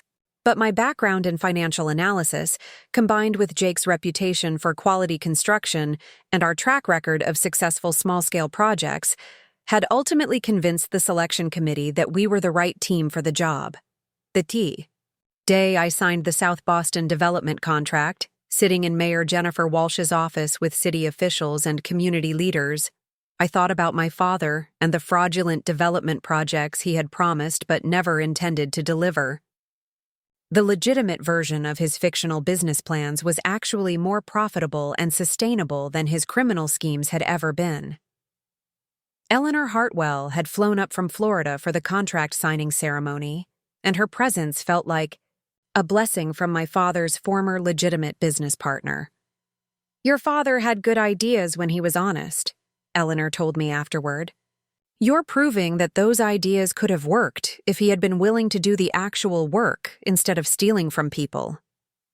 The growth of Morrison Property Solutions had been rapid but carefully managed. We now employed 18 full-time staff members, including architects, project managers, financial analysts, and community outreach coordinators.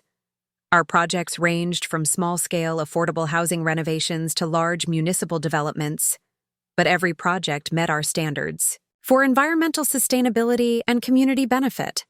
The financial success had been gratifying, but not surprising. My experience at Meridian had taught me that there was substantial investor demand for development projects that generated both financial returns and positive social impact. By focusing on sustainable, affordable housing in Boston's emerging neighborhoods, we had tapped into a market that larger developers often ignored because the profit margins required more creativity and longer-term thinking. But the personal satisfaction went beyond financial metrics. Every apartment we renovated, every affordable housing unit we created, every sustainable building system we installed represented something my father's criminal schemes had never provided. Actual value creation that improved people's lives and strengthened communities. The most rewarding project had been the renovation of Willowbrook Manor itself. After my parents' conviction and sentencing, I had inherited full legal ownership of the house without any remaining debt obligations. Rather than selling the property, Jake and I had converted it into a transitional housing facility for women, leaving abusive relationships, providing furnished apartments and support services for up to 12 residents at a time. The transformation of my childhood home into a resource for women escaping situations, similar to what I had experienced with my family, felt like perfect closure to the painful chapter of my life. The house where I had been made to feel worthless now provided safety and support for other women who were rebuilding their lives after leaving destructive relationships. Victoria had visited the transitional housing facility once, 6 months, after our parents' sentencing, and her reaction had been both heartbreaking and enlightening. She had walked through the renovated rooms where we had grown up, seeing the spaces transformed into safe apartments for women and children who had nowhere else to go, and finally understood the scope of what our parents had done to our family and to their victims. "I never knew," Victoria had said quietly, standing in what used to be our mother's garden room and was now a children's playroom for the facility residents. "I never understood what Dad was really doing, or how you were supporting them, or why you had to fight so hard to protect yourself." That conversation with Victoria had been the beginning of rebuilding our relationship on honest terms. She couldn't undo the damage she had caused by supporting our parents' attacks on me, but she could acknowledge the truth about our family's dysfunction and begin to understand why I had been willing to sacrifice family relationships to stop ongoing criminal activity. As I stood in my office that November morning, exactly 1 year after the courthouse confrontation that had ended my parents' criminal schemes, I reviewed the quarterly reports that showed Morrison Property Solutions had generated $3.2 million in revenue while creating 47 units of affordable housing and employing 23 local contractors and suppliers. The scared, isolated woman who had been kicked out of her sister's wedding for challenging family hierarchies was gone forever. In her place was someone who understood that true success meant creating value for other people, not just accumulating wealth or status symbols. My parents had spent years building a criminal empire that ultimately collapsed because it was based on lies and theft. I had spent 1 year building a legitimate business that was thriving because it was based on competence, integrity, and genuine value creation. The Morrison name meant something different now, and I was proud to be the one who had transformed its meaning. The invitation to speak at the National Conference on Sustainable Development arrived on a Tuesday morning in March, exactly 18 months after my parents' arrest had made headlines, in the Boston Globe's business section. The conference organizers wanted me to deliver the keynote address on transforming crisis into opportunity, building ethical businesses from personal adversity. Standing at the podium of the Boston Convention Center, looking out at an audience of 800 developers, city planners, investors, and policymakers, I felt the profound weight of how far my life had traveled from that snowy October evening when I'd been locked out of my own house by people who claimed to love me. "Ladies and gentlemen," I began, my voice carrying clearly through the auditorium's sound system. 3 years ago, I discovered that the people I trusted most in the world had been living a lie that was destroying not just our family, but innocent investors who believed in their promises. Today, I want to talk about what happens when you choose to build something real from the wreckage of someone else's deception. The presentation I delivered that morning chronicled the transformation of Morrison Property Solutions from a desperate attempt to reclaim my family's reputation into one of New England's most respected sustainable development firms. But more importantly, it demonstrated how criminal behavior and family dysfunction could actually create opportunities for genuine innovation and social impact. The audience was captivated as I walked them through our development philosophy, which focused on creating affordable housing that didn't sacrifice quality or environmental standards for the sake of profit margins. Our projects proved that sustainable development could be both socially responsible and financially successful, generating reasonable returns for investors while creating long-term value for communities. The sustainable housing crisis isn't just about environmental impact, I explained, displaying slides that showed our South Boston project's energy efficiency ratings and resident satisfaction surveys. It's about proving that developers can create wealth by solving problems rather than by exploiting vulnerable populations or cutting corners on construction quality. The response from the audience was immediate and enthusiastic. During the question and answer session, I fielded inquiries from developers in Chicago, Atlanta, and Seattle who wanted to replicate our business model in their own markets. City planners from Portland and Austin asked for detailed information about our financing structures and community engagement strategies. But the most meaningful moment came when Dr. Patricia Lansing, now serving on our board of directors, stood up to address the audience about her experience as both a victim of fraud and a successful impact investor. "I want everyone in this room to understand something important," Dr. Lansing said, her voice strong despite her 72 years. "Alexandra Morrison saved my retirement savings from being completely lost to her father's criminal schemes, and then she gave me the opportunity to invest those same funds in projects that are actually making a difference in people's lives. That's the kind of transformation this industry needs more of." The keynote speech led to immediate business opportunities that exceeded my most optimistic projections.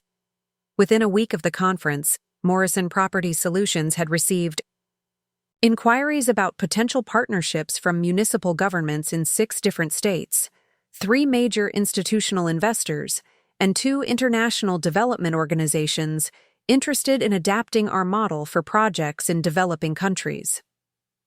The media attention was equally gratifying but more personally meaningful. Boston Magazine featured me on their cover as Entrepreneur of the Year, with a story that detailed not just my business success, but the family crisis that had catalyzed my transformation from financial analyst to development pioneer. Morrison's story demonstrates that sometimes our greatest setbacks become the foundation for our most significant achievements, the article concluded. Her parents' criminal behavior could have destroyed her career and personal life. Instead, she used the crisis to build a business that's changing how sustainable development works in urban markets. The recognition from my professional peers felt like vindication for every difficult decision I had made during the darkest period of my life. The Massachusetts Real Estate Development Association named Morrison Property Solutions Firm of the Year, recognizing our innovations in sustainable construction techniques and our commitment to affordable housing creation. But the honor that meant the most came from an unexpected source. The Boston Housing Authority invited me to join their advisory board, where I would help shape policy decisions about affordable housing development throughout the metropolitan area. The position would give me influence over hundreds of millions of dollars in public housing investments and the opportunity to ensure that future development projects prioritized community benefit over developer profits. "Ms. Morrison," said Director Angela Rodriguez during the advisory board appointment ceremony, "your work has proven that ethical development practices aren't just morally superior, they're also more financially sustainable in the long term.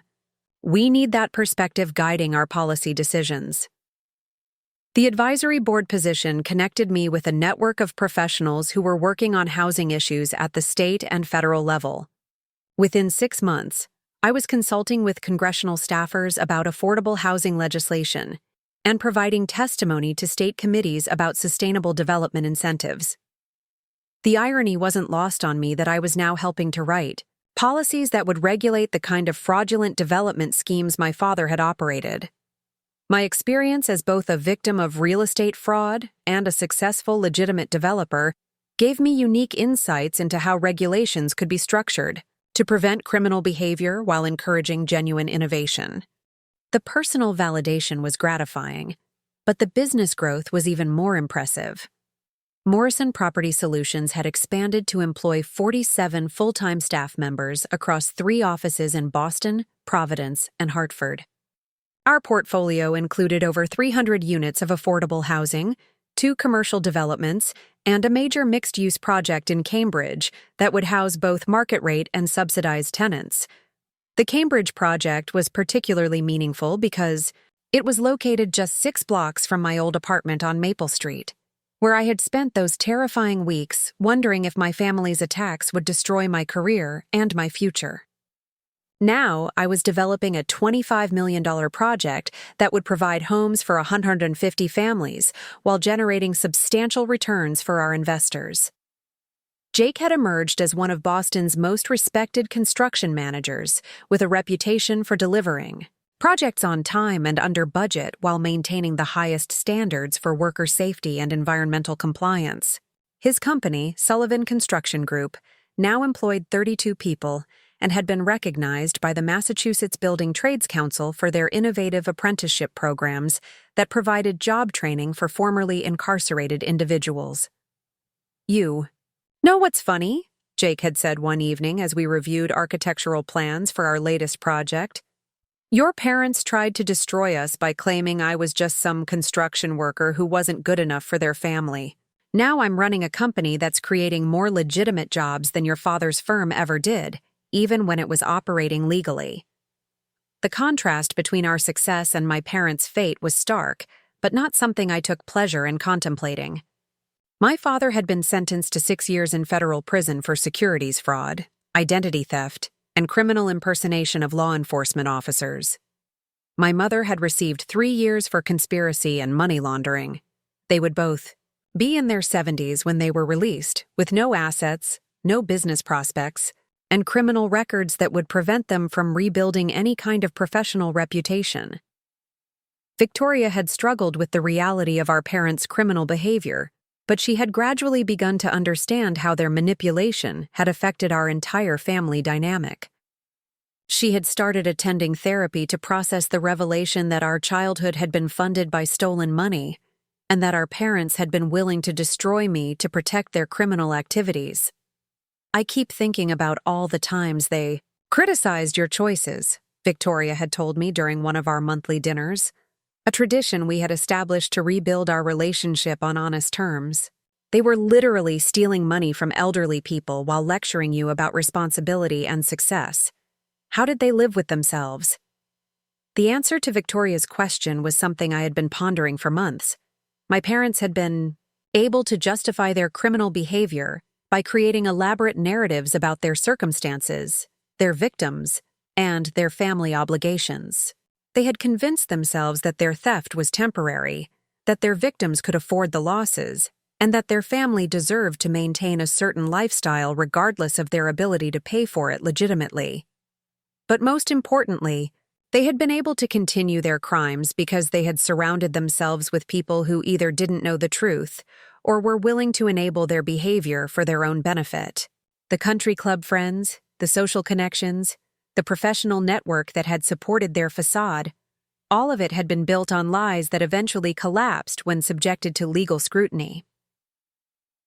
Standing on the stage at the convention center that morning, looking out at an audience of people who respected my work and understood my achievements, I realized that the recognition I was receiving wasn't just about business success.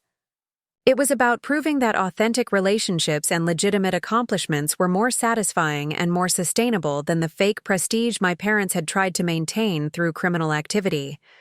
The Morrison name now appeared in business, journals, and industry publications as an example of ethical development practices. My professional reputation was built on documented achievements, verified financial performance, and actual value creation rather than manipulation and deception. My parents had spent decades trying to maintain an image of success through lies and theft. I had spent 3 years building actual success through competence, integrity, and genuine service to others. The difference between those two approaches to life had never been more clear. The groundbreaking ceremony for the Morrison Center for EI Ethical Development took place on a brilliant September morning, 3.5 years after that devastating October night, when I had been cast out of my family for daring to suggest financial responsibility. Standing before the gathered crowd of city officials, community leaders, and development professionals, I held the golden shovel that would officially begin construction of what would become New England's first comprehensive training institute for sustainable real estate development. The center, built on a 10-acre campus in Roxbury that had once housed a defunct manufacturing facility, represented the culmination of everything I had learned about transforming destructive situations into opportunities for positive change. The $18 million project would provide education, training, and mentorship for the next generation of developers who wanted to prioritize community benefit and environmental sustainability over pure profit maximization. Today, we're not just breaking ground on a building, I addressed the crowd. my voice carrying across the construction site where Jake's crew had already begun preparing the foundation. We're creating an institution that will ensure ethical development practices become the standard rather than the exception in our industry. The idea for the center had emerged from conversations with the dozens of young professionals who had contacted Morrison Property Solutions seeking mentorship and training opportunities. Many of them were recent graduates with degrees in urban planning, environmental science, or business administration, who were passionate about using development as a tool for social justice, but lacked practical experience in the financial and construction aspects of real estate projects. Traditional development education focused heavily on profit maximization and competitive advantage, with little attention paid to community engagement, environmental stewardship, or the long-term social impact of development decisions. The Morrison Center would offer something different: comprehensive training that integrated financial analysis, construction management, community organizing, and environmental science into a holistic approach to ethical development practice. The curriculum we had designed, in partnership with faculty from Harvard's Graduate School of Design, MIT's Department of Urban Studies, and Boston University's School of Business, would prepare students to build successful development companies that measured success not just in financial returns, but in community strengthening, environmental improvement, and affordable housing creation. But the center's most innovative program would be the Victim to Entrepreneur initiative, which would provide scholarships, mentorship, and business development support for individuals who had been victims of financial crimes and wanted to build legitimate businesses in industries where they had been previously exploited. The program would specifically target victims of real estate fraud, securities scams, and predatory lending practices, giving them the tools and support they needed to become successful entrepreneurs in the same fields where they had been victimized. I learned firsthand that sometimes the people who best understand how to prevent criminal behavior are those who have been targeted by it, I explained to the audience.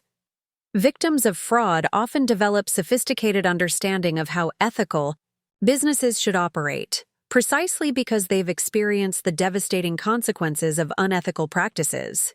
Dr. Patricia Lansing, now 84 and serving as the center's board chair, spoke movingly about her transformation from fraud victim to successful impact investor, and the importance of creating pathways for other victims to reclaim power in industries where they had been exploited.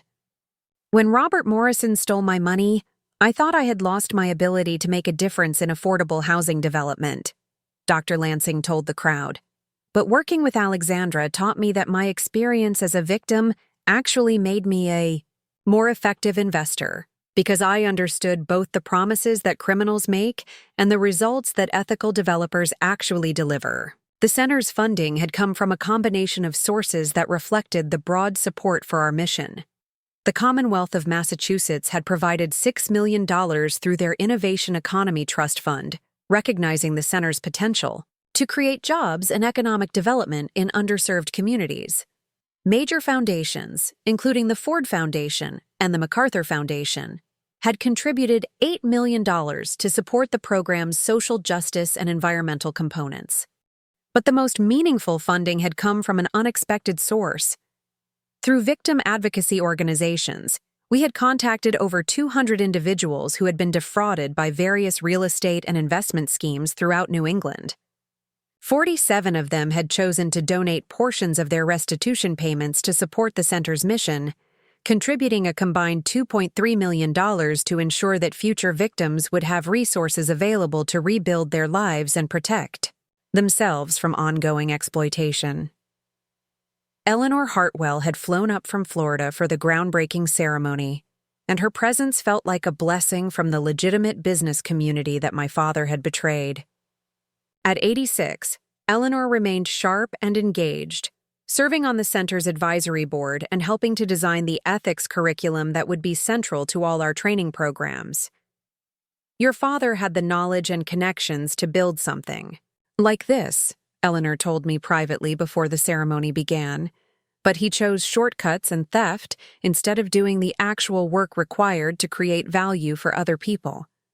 You've proven that the legitimate version of his ambitions was not only possible, but more rewarding than his criminal schemes ever could have been. The center's design reflected both sustainability principles and the collaborative values we wanted to instill in our students. Jake's construction team had incorporated cutting-edge green building technologies, including geothermal heating, solar power generation, and rainwater collection systems that would make the facility net zero for energy consumption. But the building also featured extensive common areas, collaborative workspaces, and community meeting facilities that would encourage the kind of cross-sector partnerships essential for ethical development work. The academic partnerships we had established would provide students with access to world-class faculty and research resources while maintaining focus on practical skills and real-world problem-solving. Students would spend their first year in intensive coursework covering financial analysis, construction management, environmental science, and community engagement strategies.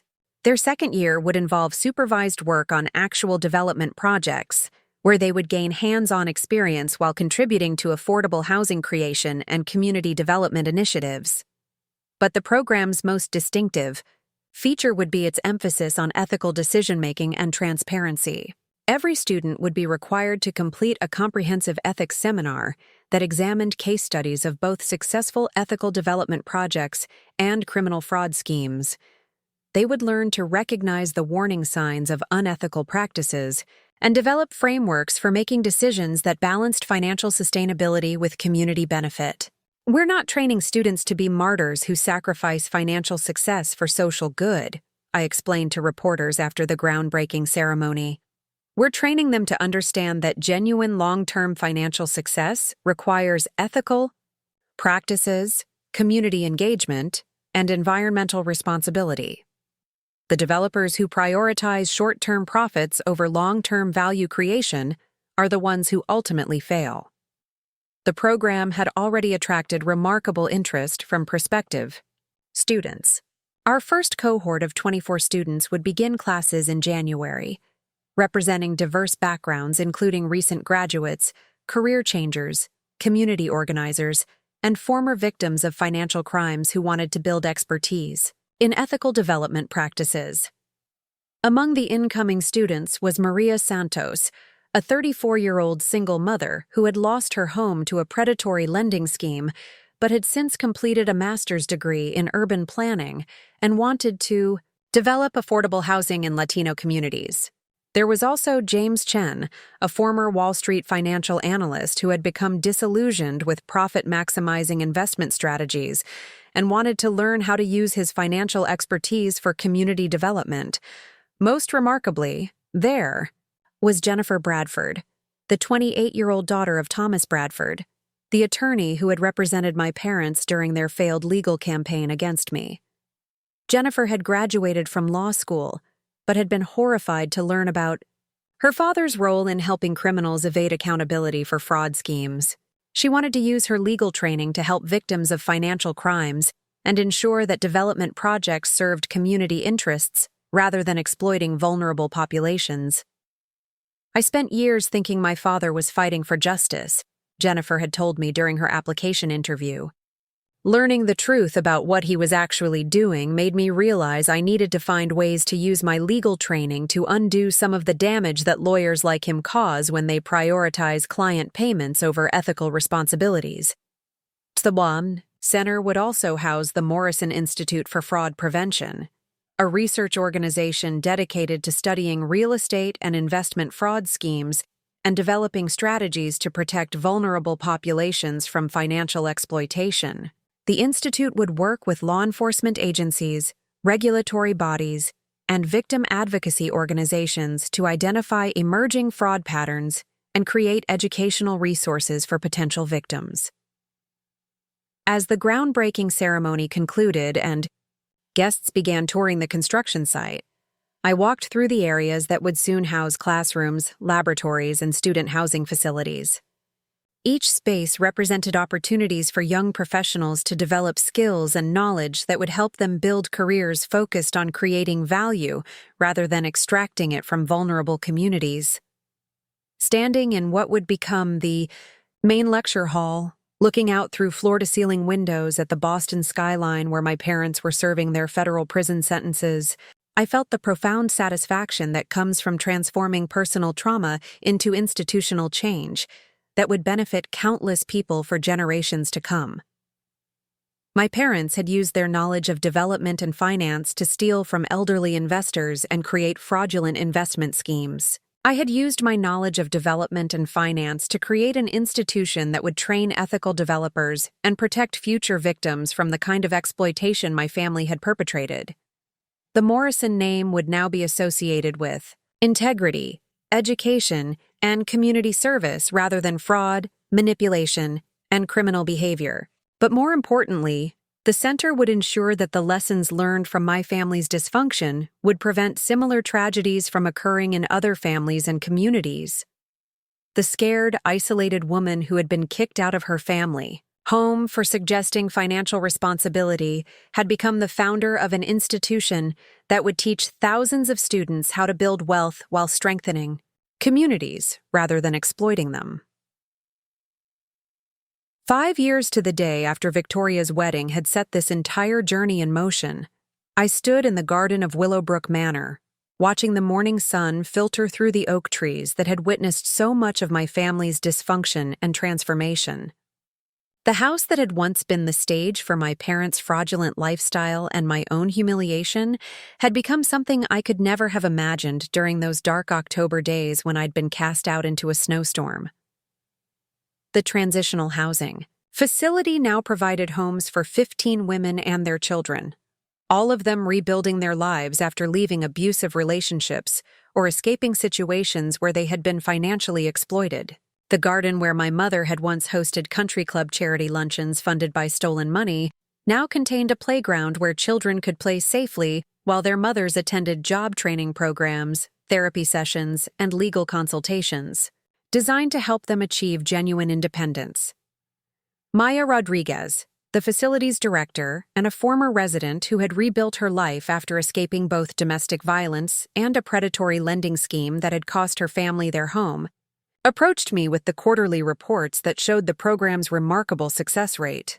87% of the women who completed our residential program went on to secure stable housing and employment within 6 months of graduation. Alexandra, I wanted you to see this before the board meeting, Maya said, handing me a letter from the Department of Housing and Urban Development. We've been selected as a model program for transitional housing services. HUD wants to help us replicate this program in 12 other cities across the country. The federal recognition was gratifying, but more meaningful to me were the individual success stories that filled Maya's reports.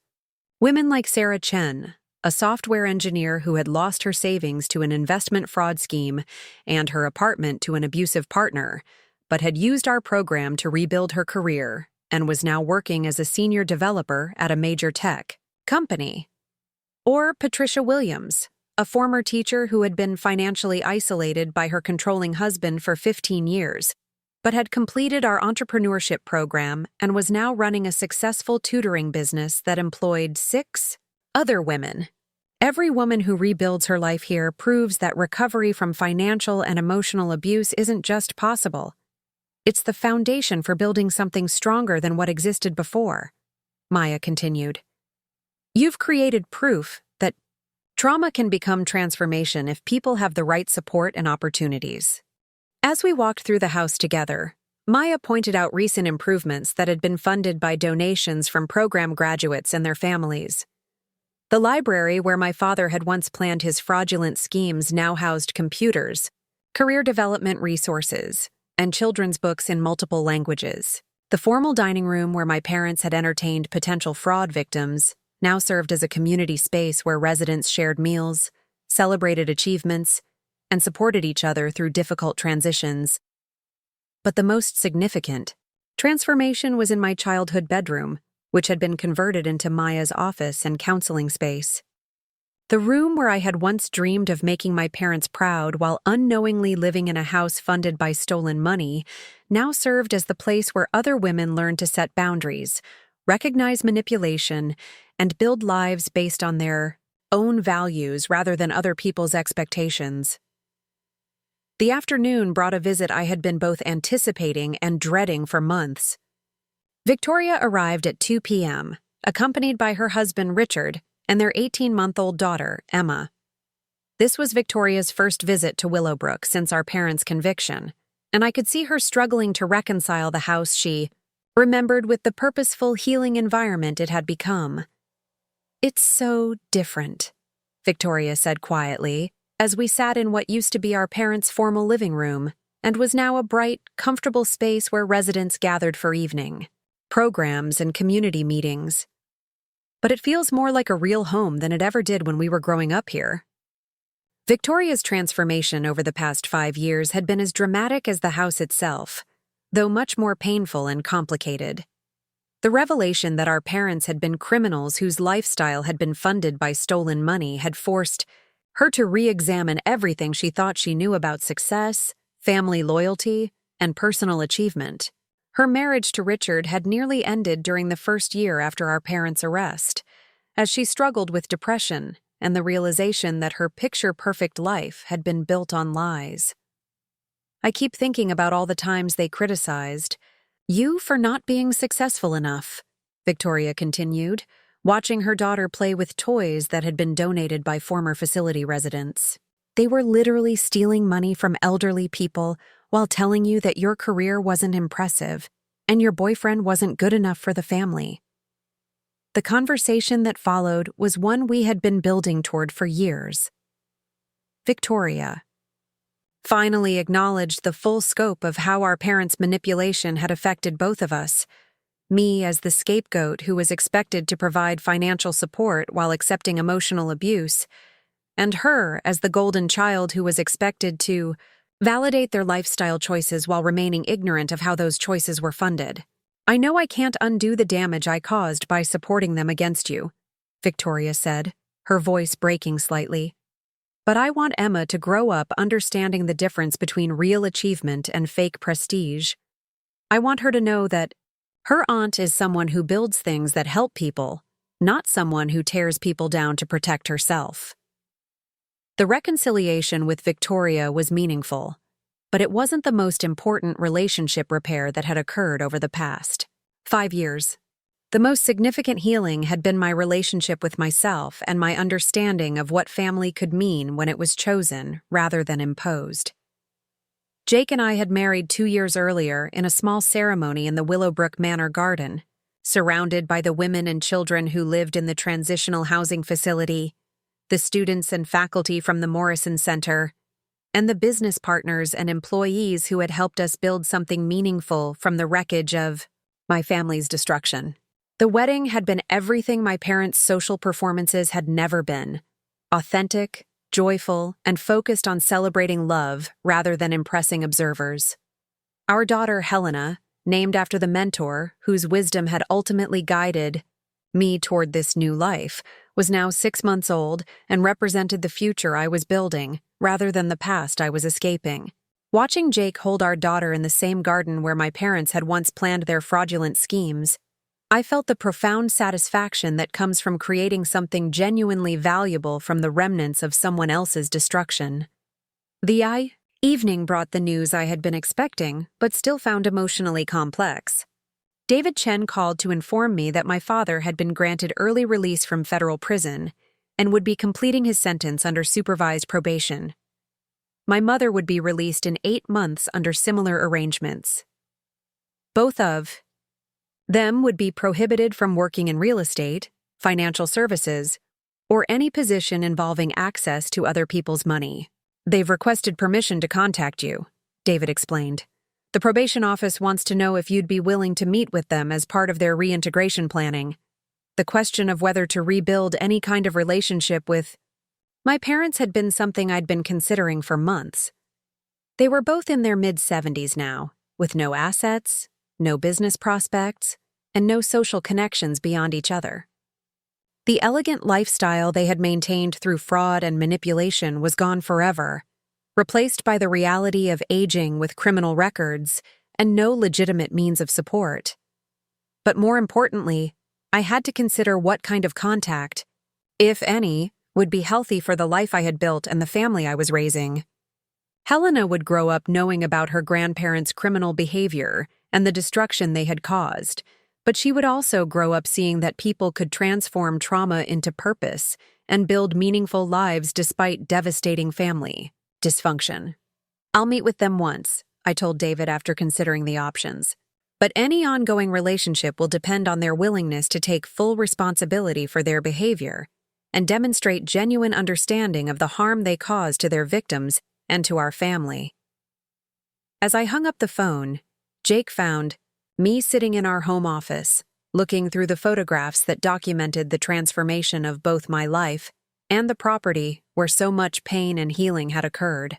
Pictures of the house during my parents' fraudulent years showed expensive furnishings and perfect landscaping that had been paid for with stolen money. Pictures from the transitional housing facility showed women and children building new lives in spaces designed for recovery and growth.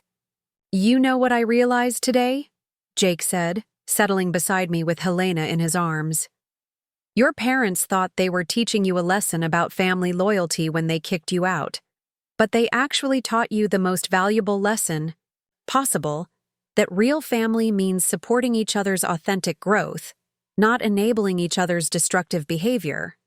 Looking at our daughter, who would grow up in a world where her parents' success was measured by the value they created for other people rather than the wealth they accumulated for themselves, I understood that the transformation was complete. The scared, isolated woman who had been rejected by her family for suggesting financial responsibility had become someone who understood that true security came from building relationships and institutions based on integrity rather than manipulation. My parents had spent decades trying to maintain an image of success through lies, theft, and the systematic destruction of anyone who threatened their facade.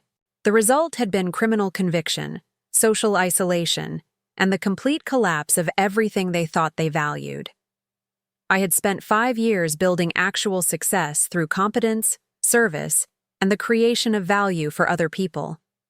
The result had been a marriage based on mutual respect, a business that strengthened communities, an educational institution that would train ethical leaders for generations, and a home that provided safety for vulnerable families. The Morrison name now appeared on buildings, programs, and scholarship funds that helped people recover from the kind of exploitation my parents had inflicted on their victims. Every day, in classrooms and community centers that bore our family name, people learned skills and gained resources that would help them build lives based on authenticity rather than deception. My parents had tried to destroy me to protect their criminal activities. Instead, they had freed me to discover what I was capable of building when I stopped trying to earn love through sacrifice and started creating value through service. The woman who had been kicked out for her sister's wedding had become someone whose work would impact thousands of families for decades to come. And the house where I had been made to feel worthless now provided proof every day that recovery, transformation, and authentic success were not just possible, but inevitable when people had the courage to choose truth over comfort and service, over exploitation. Standing in the garden where this journey had begun, holding my daughter while watching the sunset paint the sky in brilliant colors, I felt grateful for every painful step that had brought me to this moment of complete peace and purposeful joy.